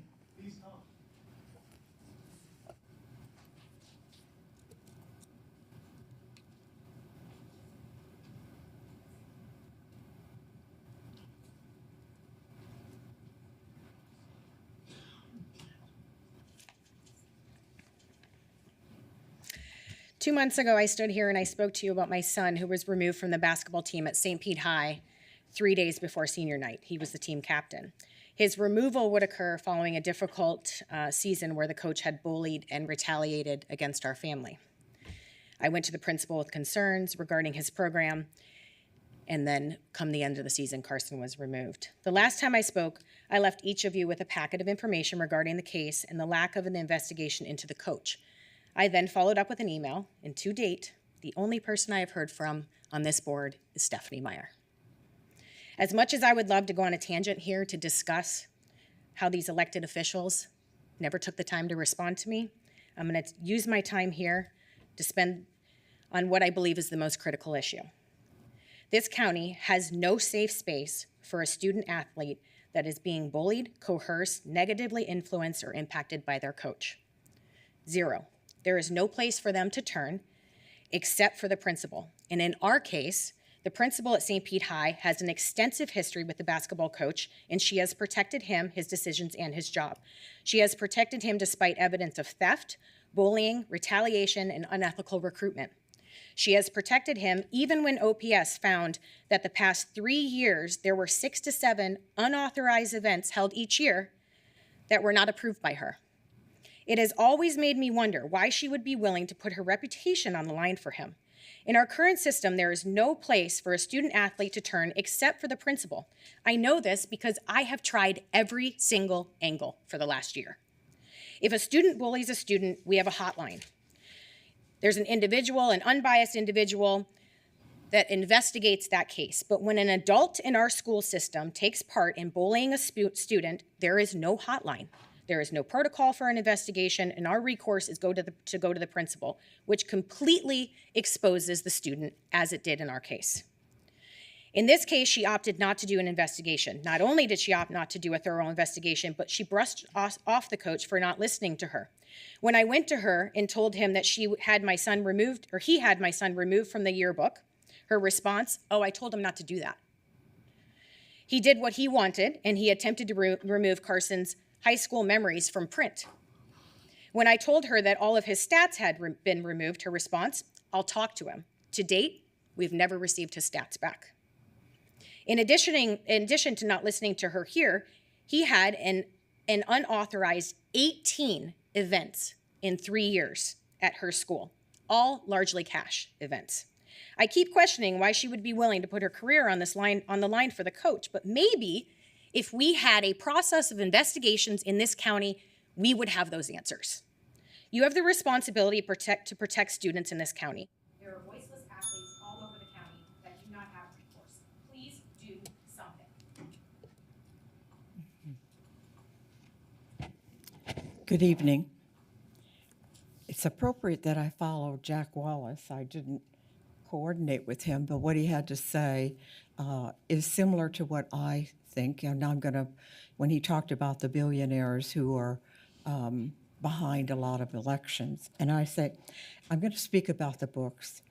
While I respect the right of parents who wish to monitor the books and the media of their children read and view, I ask for that same respect for parents who have different points of view regarding the educational curriculum and the text and media. Those parents who have been emboldened by a governor who uses double talk to describe his proto-fascist agenda, such as calling his authoritarian education agenda parents' rights. Now, if you don't know what proto-fascism is, Google it.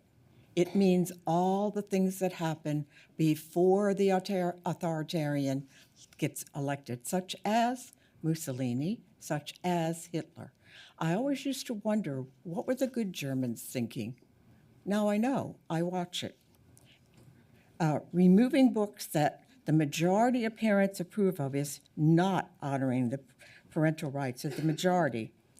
I say his agenda is driven by this fascism and what I just told you what it means. It refers to the direct predecessors' ideologies and cultural movements, which we see all over the place, that influence and form the basis for fascism. I've been saying this for a number of years, that's where we are.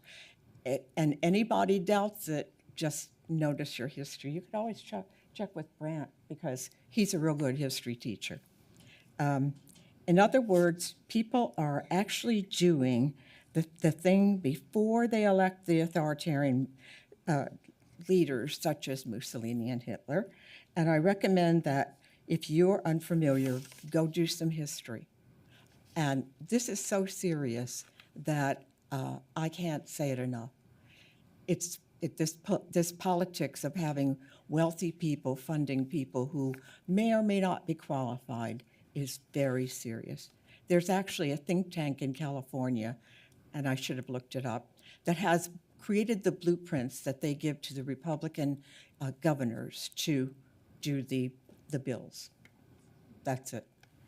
Thank you.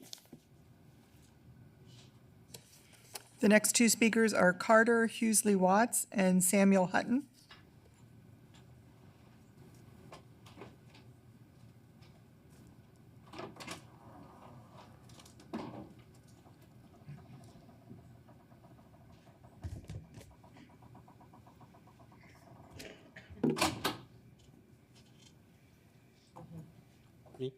Mr. Hughley Watts, you may begin.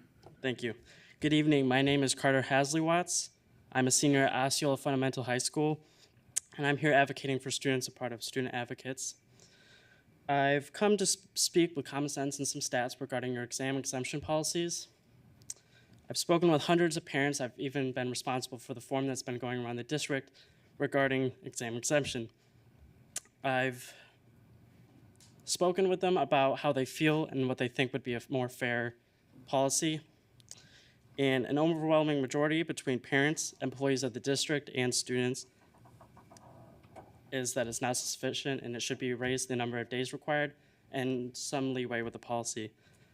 I personally have a compromised immune system, and over my 4 years, I've missed 695 periods or 139 days because of medical reasons, from pneumonia, the flu, to COVID, and beyond.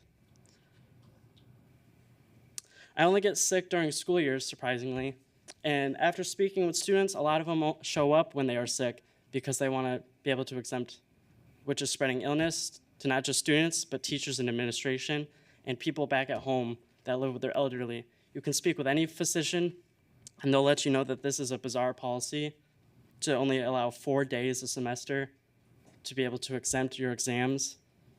I've also learned recently that the board has discussed removing exam exemptions altogether, which, considering how public education has a decline with people turning in work and even participating, you're giving students even less of a reason to show up, do work, and feel rewarded for the effort that they do during their school years.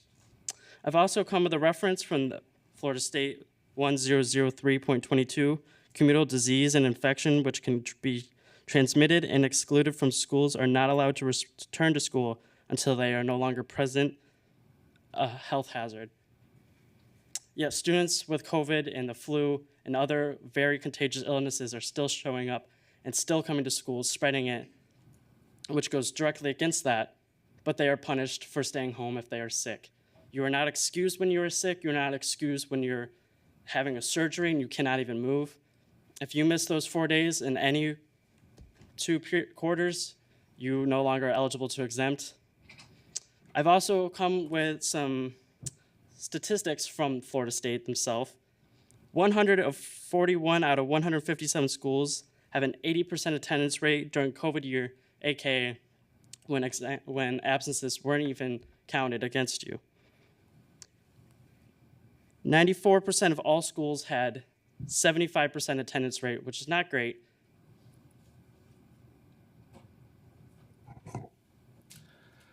Good evening, and thank you for allowing me to speak here tonight. My name is Samuel Hutton, and I am a current master's student at the University of South Florida. Myself and my colleague Joseph Vars are here tonight, as during our coursework this semester, we were tasked with creating a civic proposal that would improve the health of our community. We are proposing a after-school beach cleanup program run through one of the county's high schools, partner with a nonprofit so that high school students can have better access and ease of getting their bright futures hours. We have identified 5 potential high schools for a pilot program: Palm Harbor University High School, my alma mater, Dunedin High School, Tarpon Springs High School, Lakewood High School, Boca Ciega High School, and Gibbs High School. We chose these 5 high schools as they are in a near distance to bodies of water, facilitating the need of travel. This program would help the county in 3 ways. 1, it would allow students to better engage with their institutions. 2, it would improve the health and continued health of our beaches, one of the county's most vital resources. And 3, it'll encourage students to continue their higher education through the Bright Futures funding in some of the finest universities in the nation, state of Florida universities. My colleague, Mr. Vars, will be discussing the funding in more detail, and I yield the rest of my time. Thank you. The next 2 speakers are Joseph Vars and Anna Margiotta.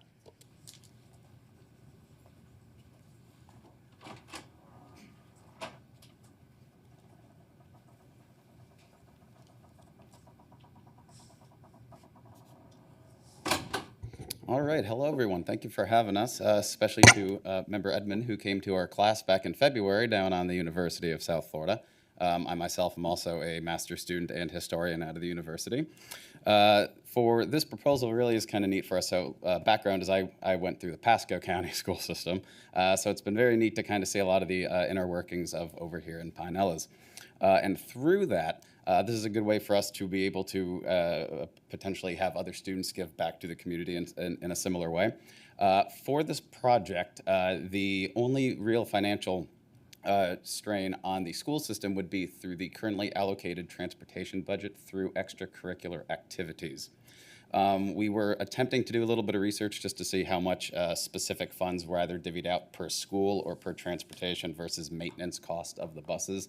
That was not easily accessible, but we were trying to break it down a little bit so that way we could potentially look at some potential grants either offered through the state government or just different nonprofit and local organizations as well.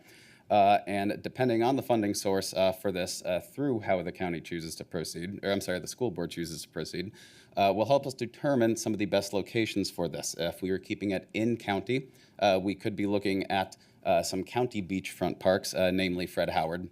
But if we are able to get some state funding and can jointly work together with some of the state organizations, then we might be able to expand that to the different state park beaches, Honeymoon, Caladesi, Fort DeSoto, and so on.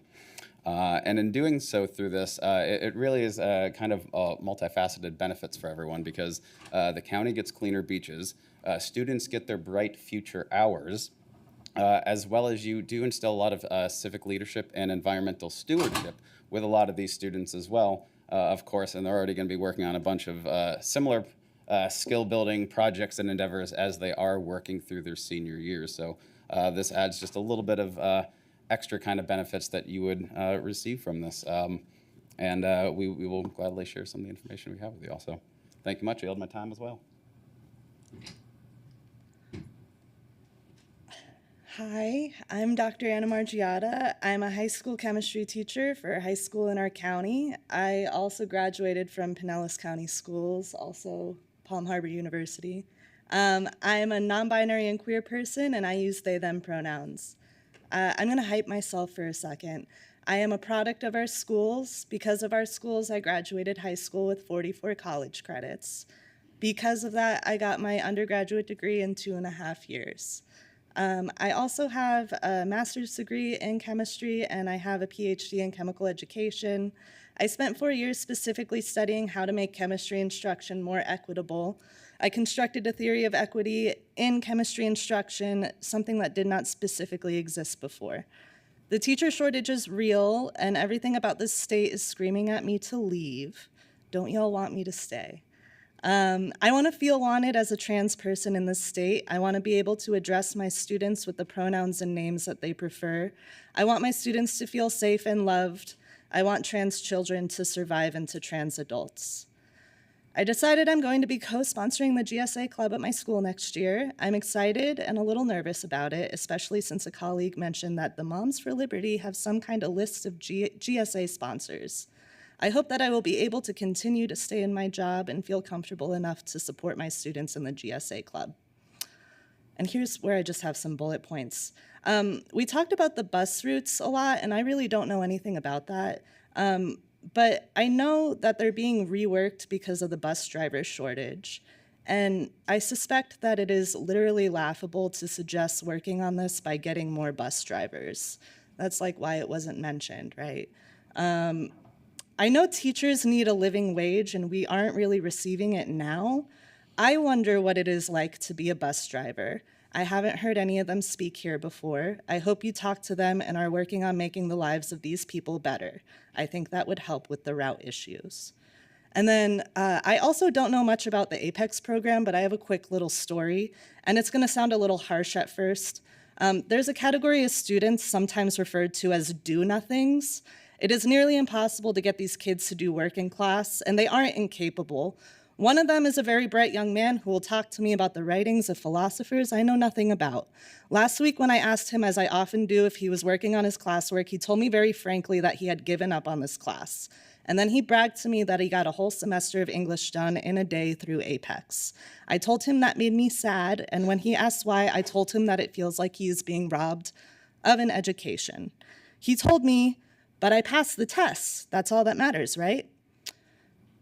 This is it. It's super depressing. It's what they know. They could do nothing. They can make it up in a day, pass a test here and there, and get pushed through, robbed.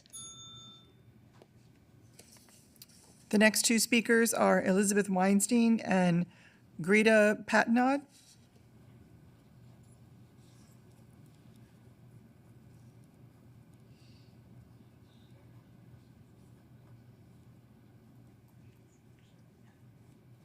Good evening, ladies and gentlemen. Thank you so much for having me. I wanted to address what I believe is a violation of the Sunshine Law by two of the board members. So I was recently sent posts from the Moms for Liberty Pinellas group where a comment was made about Brant Robinson. And the first comment on that was Stephanie Myers that said, "Angriest people, go back and watch the public comments since John and I made it available.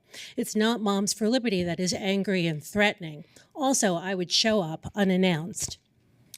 In this thread that both Dawn Peters and Stephanie Meyer commented on, which means that they are talking about school policy with a group of people, it now violates the Sunshine Law.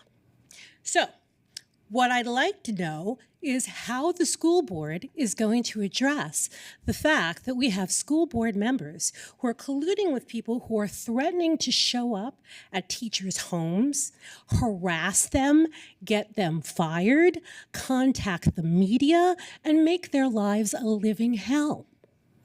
That is really not appropriate for school board members, and it is not what our children deserve.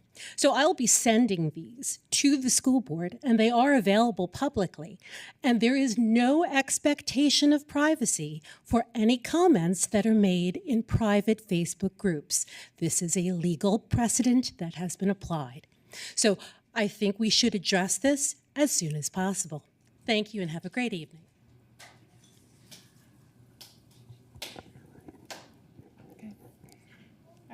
Good evening. My name is Greta Patnod. I'm a Pinellas County resident, and I'm a former Pinellas County educator and PCTA member, but I left teaching in June of 2021. My current certifications include English, German, reading, ESOL, history, biology, and a few more. In addition, my nieces are current Northeast High School students, and I assist in some tutoring. My Florida education includes Shorecrest Prep, St. Pete High, Lakewood High School graduate, UF Bachelor's, and USF Master's degree in secondary English education. But I'm here tonight to speak against all book banning.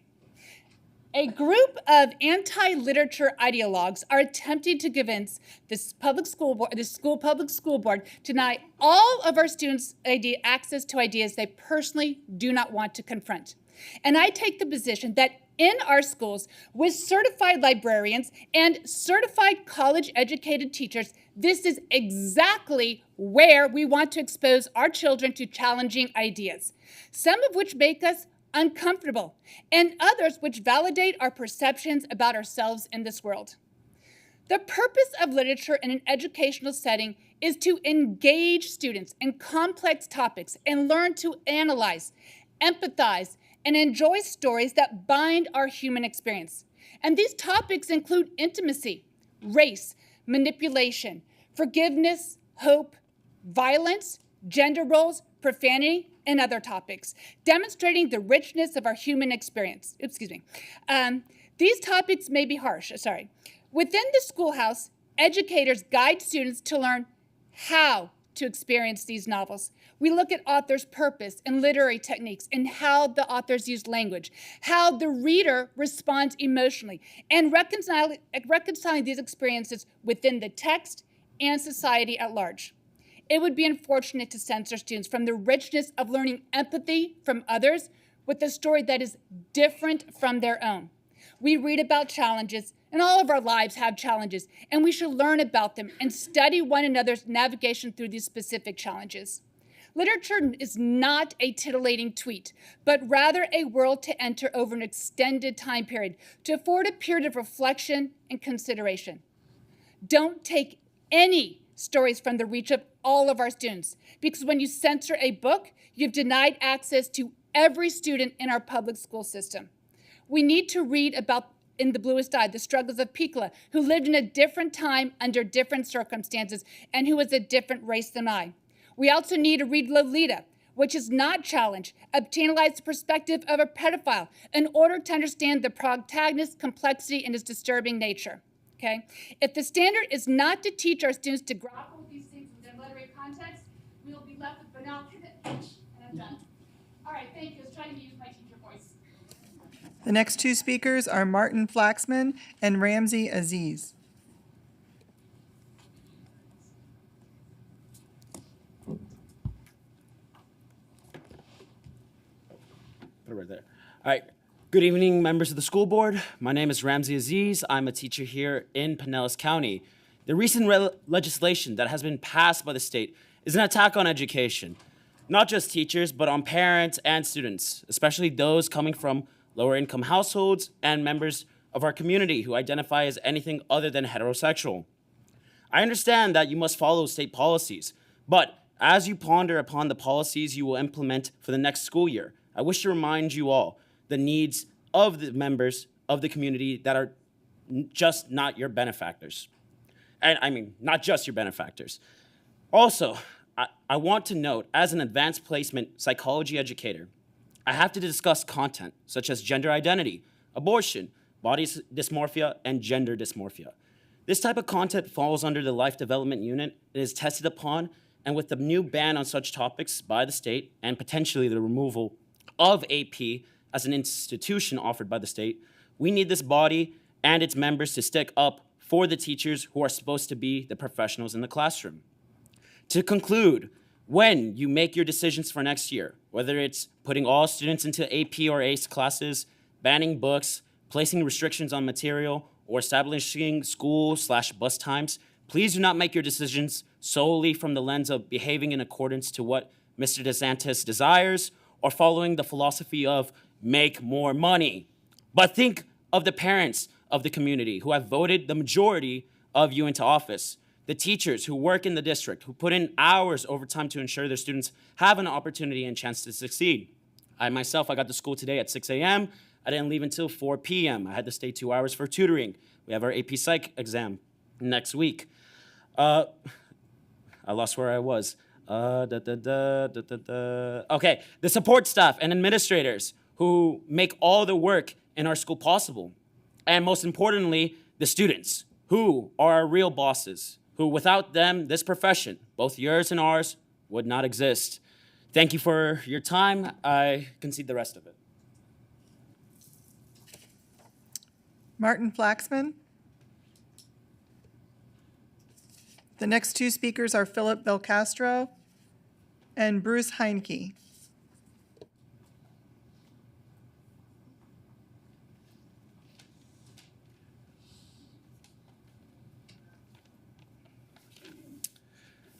Good evening, and thank you for having us. My name is Philip Belcastro. I have been a teacher in this school district for 3 years now. As I consider my options for next school year and what to do when the lease on my apartment in St. Pete is up in July, I want to speak tonight on the many positive changes here in Pinellas that I've seen in my short time so far. Because I don't know if this will be the last time I get to speak with you all, I want to thank the school board for these past 3 years, including members who have since moved on, for working with teachers like myself and for listening to the community. I want to thank the board for working with Nancy Velarde and the PCTA for negotiating our new contract, including a pay raise, and maintaining our level of health coverage. I will always be grateful our state constitutional right, a rare one indeed, to collectively bargain for our union and our members. I want to thank the board for listening to the community and making the right choices, not because they are the ones that I agree with, but because they are virtuous and will be remembered for being on the right side of history. Compulsory public education is one of the greatest achievements of this great nation, creating a standard of base knowledge, a central location within communities to establish arts, sports, culture, and to grow young minds, turning them into upstanding and forward-thinking members of society to maybe someday become educators and defenders of the people themselves has always been our goal. Our goal, my goal, is the same as yours, and it always has been. I am a servant of the people. I serve at the pleasure of the public, as do you. Never forget that. These walls around us tonight, and indeed the walls I teach within every day, are paid for by taxpayer dollars. Parents and grandparents all over this county fund both mine and your salaries. Never forget who you work for. I may yet still choose to leave the state, leave the profession, or stay just one more year to see some of my favorite students graduate, with the obvious risk of meeting even more new favorite students. Whatever the case, you have my sincerest thank you for what you've done. Continue supporting teachers, continue listening to the community, and continue to be better and the best, and always remember, the students are your boss.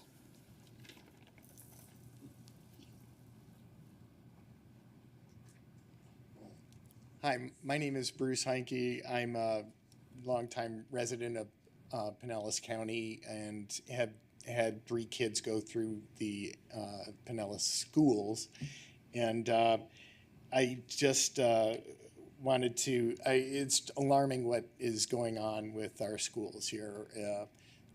With the civics program in particular that DeSantis has instituted in conjunction with Hillsdale College, Richard Corcoran in Tampa Times said that education is 100% ideological, which is why picking leaders is so critical. He added that leaders need to be strategic and quick when implementing policies to make sure that they have impact. Education is our sword, and that is our weapon. Our weapon is education. And basically, these training seminars, I'm hearing this third hand, but some of the emphasis is that the original founders didn't believe in separation of church and state. They just wanted to make sure that people could worship. And, other factors with slavery, that slavery wasn't as bad as it was. It was more prevalent back then in trying to soften the message on slavery. And in our schools, civics, important thing is registering these kids to vote. Kids 16 and 17 can pre-register, and in other counties, Osceola, Orange County, other counties, League of Women Voters and Mi Vota Familia, I'm not sure if I got that right, but nonpartisan group can go in, but that's not permitted in Tampa Bay area. In Pasco, Hillsborough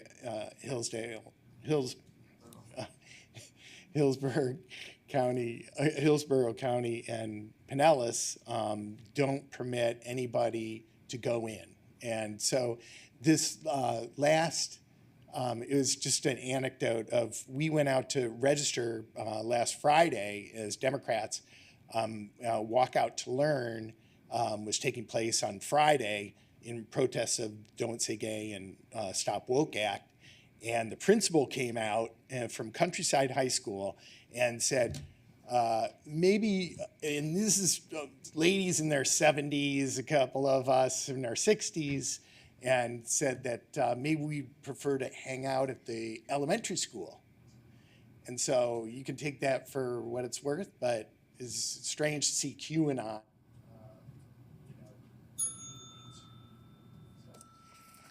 The next 2 speakers are Dory Larson and Barbara Mamazelos.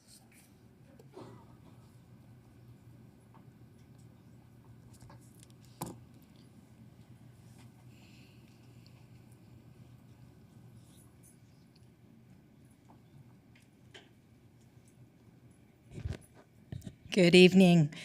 As a parent of 2 students in Pinellas County Schools, I'm speaking in support of keeping books in schools. Books transcend our personal experiences and allow us to see a perspective that's not our own. Books challenge us to be critical thinkers. Tragically, not all of our children are raised in loving, nurturing homes. Books help kids who have grown up safe with their needs met, the ability to hear adversity others experience, making them more compassionate and better citizens. I cannot imagine removing critical thinking from our public schools. My older son is going to UF soon on a full scholarship through both Bright Futures and National Merit Scholarship money, so I'll see y'all tomorrow morning. He's an IB student who has read The Bluest Eye and several other challenging books. I'm eternally grateful for the teachers he had at Dunedin Middle School CGS and at Palm Harbor University High School who expanded his worldview, taught him to think critically and have respectful discourse. Learning about difficult topics challenge us to grow and expand our understanding, even if, and especially if, it's hard to do. Free speech and the exchange of ideas is a hallmark of democracy. I can't understand the perspective of those who want to snuff that out.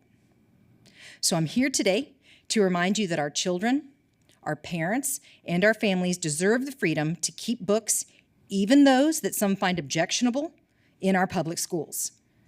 Those that object have the freedom to keep their children from reading them. That's the beauty of freedom. It's a two-way street. Thank you. Barbara Mamazellos, proud 38-year educator for Pinellas County Schools, retired 7 years ago. I echo exact sentiments of the previous speaker. She is my daughter. Those are my grandsons she was talking about. And I am seriously considering starting a grassroots movement of my own called Grandmoms for Sanity. I yield the rest of my time. The next 2 speakers are Brennan Pickett and Donna Grace.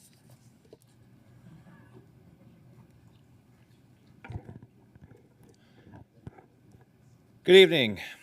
Since we're approaching the end of another school year, I'd like to share my recent reflection on a district push on South County high schools. I feel the college acceleration initiative being forced on South County high schools is inappropriate and at times criminal. I'm going to elaborate. What I mean by this is that traditional courses such as English 3 and 4 are being removed and replaced with either Cambridge ACE programs or AP. Many juniors and seniors are finding themselves without any other options besides a college-level course. For example, I currently teach rising seniors who will have the option between AP Calculus and AP Statistics. Why do we feel that every student must be forced, kicking and screaming, into courses they have no interest in taking? Why does the district feel that this is appropriate when not every student wishes to become engrossed in student debt and attend a college or university? It's inappropriate for several reasons, but I mainly want to focus on the issues I witnessed first and secondhand. Number 1, AP and ACE programs are considered electives, and they do not have to follow the law when looking at the class size amendment. I started this school year with class sizes all over 30 students, my highest AP class at 40. They leveled out to around an average of 30, 6 more than the 24 by law for core classes. When the only option to get an English credit is through an AP course, it is no longer an elective. 2, if AP stands for Advanced Placement, why do the majority of my students consist of level 1 and 2 readers and ELL? This problem persists through all college advanced courses. To make a sports analogy here, would you put a high school athlete as a D1 starter for a university? The curricula cannot be taught, this is number 3, the curricula cannot be taught if we're forced to teach and reteach foundational skills. That's why we had English 3 and 4. 4, if a student can choose to fail an AP course and retake it as an English 3 or 4 credit on Apex in 6 weeks, why should they come to school at all? 5, rigor, standards, and equity does not mean college level. Our jobs are to meet the students where they're at, not to expect them to be college ready at 16 years old, whether they like it or not. 6, this strains our resources to fulfill accommodations, and in some cases leaves them unfulfilled completely. If public schools are to be the primary institution to recognize 504s, IEPs, and ELL services, we need to be the best at recognizing them, not overwhelmed. Please consider looking closer at this and giving the students the opportunity to have a say about their education. AP classes are not bad. I, in fact, love my AP classes. I also love the curricula for AP classes. But students just need to have this say about what is their education. Thank you. Hello, my name is Donna Grace, and I just am so impressed with all the people that have been speaking today. I think that I hope you're listening. They're saying some really good things. To me, I'm up here because it's horrific to hear about educators having to deal with book banning in their classrooms. It breaks my heart to think that children are not able to grow up with books. Books have always been an important part of my life, and I ask you to please not be flippant about deciding to ban a book. I encourage you to take seriously your power to decide if a book should be taken away. Consider the immense benefit reading a book gives to developing critical thinking skills. This is not the same as CRT. It's not that at all. I'm afraid that banning books will make Florida students less smart. And the Florida government seems to be pushing to reduce our ability to compete with other states in our nation. Thank you very much.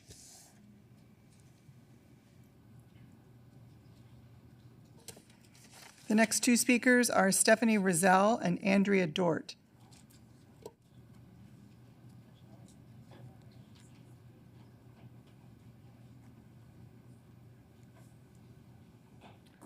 Good evening, members of the Pinellas County School Board. My name is Stephanie Rizal. I'm here to address the issue of teacher shortage in our county. One of the main reasons for the teacher shortage is the lack of competitive salaries. Florida is the 48th in the nation. Teachers are not paid enough to meet the cost of living, and this has led to many teachers leaving the profession for higher paying jobs or leaving the state entirely. Also, teachers are not only responsible for teaching, but they also have to deal with administrative tasks, grading, and lesson planning, as well as communication with students and their caregivers. Teachers spend a significant amount of time outside of their regular working hours to accomplish all expectations placed on them. For me, that's pretty much losing every Saturday since the beginning of the school year. Where was I? This extra workload can lead to burnout and dissatisfaction with the profession. There's a growing concern that teachers are being willfully positioned as pawns in the culture war. This disturbing trend has emerged in recent years where teachers are being targeted and are being used as means to advance certain political agendas, which is making the profession less attractive to potential teacher candidates. It is also a dangerous trend that undermines the important work that teachers do in our communities. Teachers are highly trained professionals who are dedicated to educating our children, teaching them to be critical thinkers and problem solvers, as well as innovators, and preparing them for the future.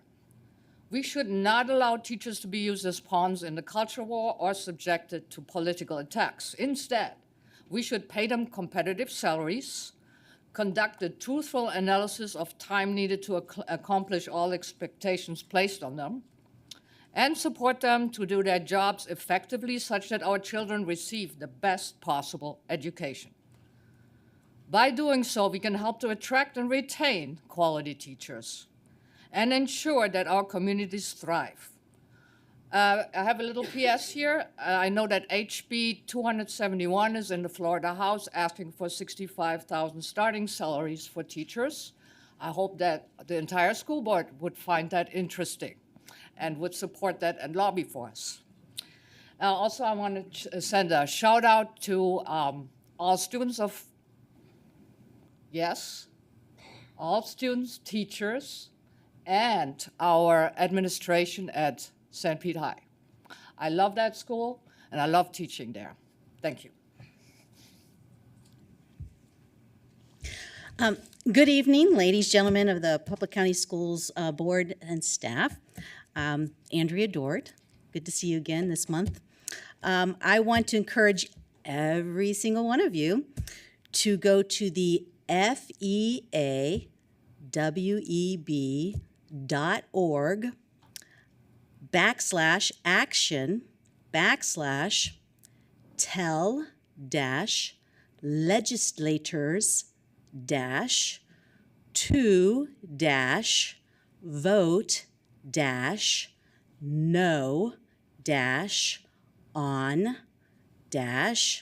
HB-1445 /. I know you guys know this, but Ma'am, Ms. Dort, thank you. I just want to remind the public, I let you finish there, but this is a limited public forum. It's not intended to promote outside organizations or websites. So just for the future, thank you very much. Thank you. FEA is the Florida Education Association, and as a Pinellas Classroom Teacher Association, I am a member of the Florida Education Association. They help with lobbying and with promoting what our teachers here in this district like to do. We like to bargain our rights to a fair and equitable contract, not just for our teachers, but for our staff. Our staff being our support staff, our maintenance staff, our cafeteria workers, and goes on, secretaries, data clerks, everything. So I usually spend tonight making the phone calls and emails to my legislators about the bills. And this bill obviously is going to be about the sisters and brothers and public labor unions that are not supporting the fact that we have a constitutional right to bargain in this state. So I urge you to contact your House representative to vote no on House Bill 1445. On a happier note, as was mentioned from our last speaker, NEA, also a member, National Education Association, the labor union that represents teachers and staff in the America, sent me the latest results of teacher pay in America. And as was stated before, Florida ranks number 48 in the nation, but number 15 for starting teacher pay. Yay, we've gone up. So the pay gap between veteran and new teachers is 48 cents on the dollar. So remember, the goal of our state government is to decompress pay, where we get less experienced people earning as much or more than long-term experienced people. Unfortunately, legislators have not addressed the education budget yet. So with that, thank you. The next two speakers are Shannon Vincent and Dan Amend.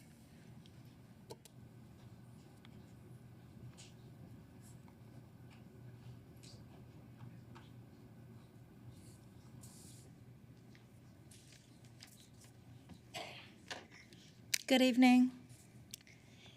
Thank you for listening to my comments today. I have been teaching with Pinellas County Schools for 20 years. As a teacher and a parent of 2 public school children, I implore you to consider a district-wide mandate on smartphones and cell phones. Most of our children are addicted to the instant gratification these entertainment devices provide, and they simply do not have the willpower to put them down. Because these smartphones are way more expensive than a deck of cards, teachers have been instructed not to take them away from students. But we cannot teach the material to a kid who is watching a show or playing a game or engaged in a heated argument with their group chat. Since we can't take them, teachers play an exhausting game of whack-a-mole, reminding kids to put their phones away because as soon as we turn around, the phone is right back in their hand. How can their brains focus on the material with this constant switching from the content on their phones to the content that they need to learn? Our students insist that they can scroll on their phone while learning complex concepts, but that just doesn't work. The students who can't put down their phone are struggling, and phone calls home, restorative conversations, detentions, and referrals are not curbing the issue. Teachers really need district help. This is a district-wide problem that needs a district-wide solution. As a parent, I want my children's school experience to be productive. I want them to learn. I think that's what all of us want. But without a consistent hard line on the use of smartphones in our classrooms, I think we are going to discover too late that our kids spend all that time in school not really learning anything. Thank you. Dan, amend. The next two speakers are Sarah Peacock and Kelsey Donegan.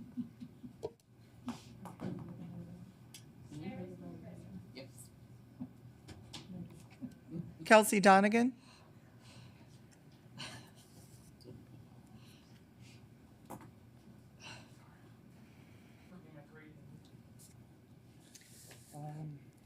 Oh, I'll go first. My name is Sarah Peacock. I'm a Pinellas County parent, former Pinellas County student, and daughter of a retired Pinellas County teacher. I'd like to thank the board as a whole for doing the right thing and keeping the bluest eye on Ruby Bridges in schools. I know there will be more removal requests in the future, and I hope you'll give future materials the same individual consideration and protect our students from fringe fanatics who insist on interrupting our children's educations. I would also like to encourage you to allow teachers and students to have the first opportunity to speak. We just talked about earlier start times. Well, not just, because I wrote this at the beginning of the meeting. Just talked about early start times and long bus rides in the morning. These, the most valuable members of our education community, should have their voices prioritized, I believe. I'd like to remind the board and everyone here that we need to be advocating for the voucher money provided by our Florida Congress to be separated from state funding for our public school budget. So I know some of us have talked about universal vouchers. That money is not separated and will be coming out of the state dollars that come into our budget. So I would encourage you to call your representatives and Congress people and anyone else whose number you can find, because it affects every district, every county, every student in the state, and they should all be forced to hear you tell them about it. I'd also like to encourage the board to be including our teachers in every way possible. Teachers know the educational needs of this county and its students better than anyone else, better than administration, better than you, and likely better than many parents. Teachers are educated and licensed, experienced, and highly motivated. They care deeply and deserve your support. Many of you campaigned on a promise to talk to teachers and understand their needs, and I challenge you to put that into practice. On the topic of busing, I would love to hear from the board about increasing electrification of school buses to reduce diesel fumes and decrease maintenance costs to our fleet. Perhaps that money could go towards more bus drivers. I'd like to reiterate the concerns for bus drivers. I can't imagine what it's like to be a driver, underpaid, and expect to supervise children and simultaneously navigate traffic. I would like to suggest we don't have a driver shortage, just like we don't have a teacher shortage. We have a shortage of concern for the people who actually interact with the kids on a daily basis. I know you don't have control over the legislature, although I hope that you lobby them more than you do. I know you can't raise a tax, but I also know that you can rent out facilities and lease property. I wonder if there's anything that you could do to bring dollars into the budget in a way similar to this, or get creative and do a capitalism for us. Lastly, and most importantly, I'd like to hear you talk about what you're doing to make sure that you have people in your lives in the communities that we're asking you to protect. I wonder how many of you have close friends or family who are LGBTQIA or people of color. And how many of your friends in these communities do you think that you trust enough to have?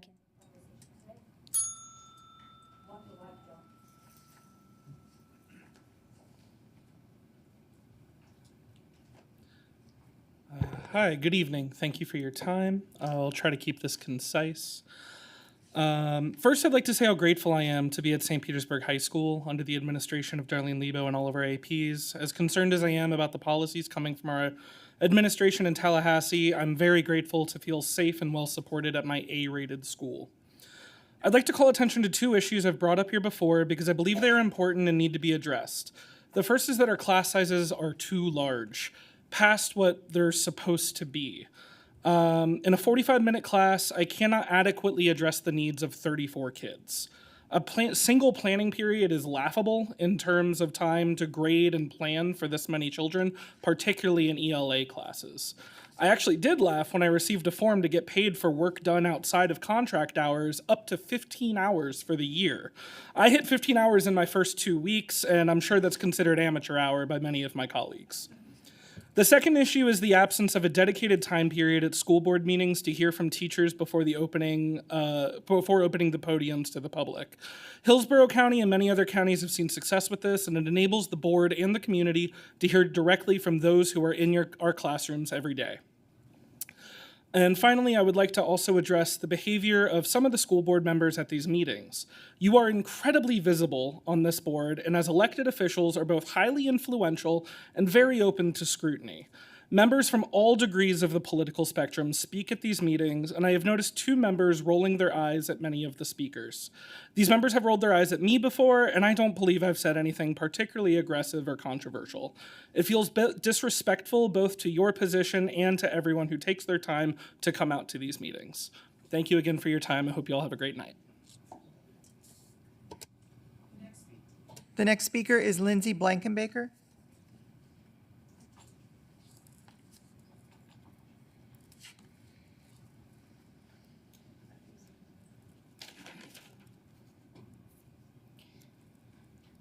Believe it or not, and I'm sure this will come as a surprise to some of you I regularly work with, I almost never plan to speak in these meetings. It thrills me enough to see all of the educators and community advocates who do. But I took the opportunity to scribble down some thoughts tonight.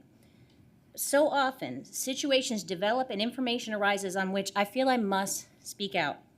While listening tonight, I was also informed of and sent screenshots of 2 sitting board members, Don Peters, but primarily Stephanie Meyer, participating in and making accusations against PCSB teacher Brant Robinson in a private Facebook group of the Pinellas County chapter of Moms for Liberty.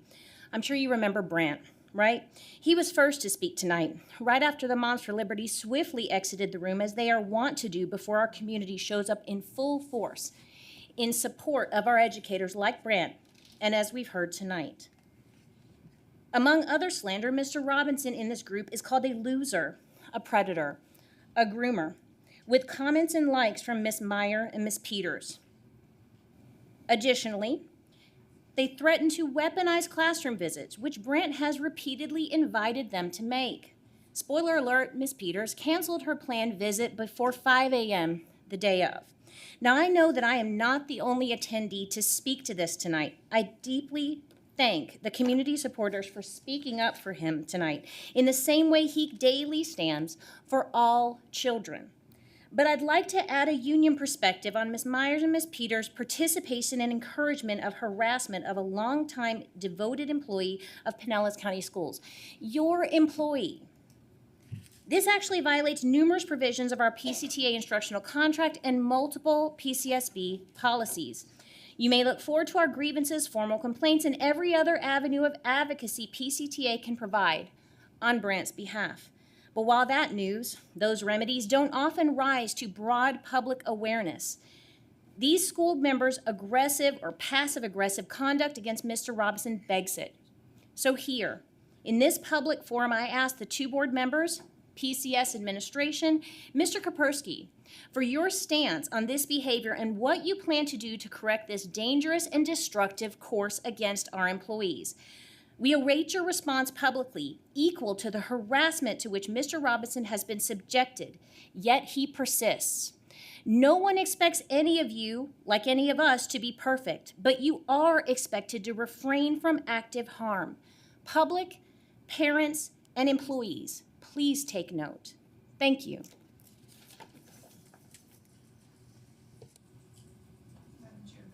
Madam Chair, there are no more speakers.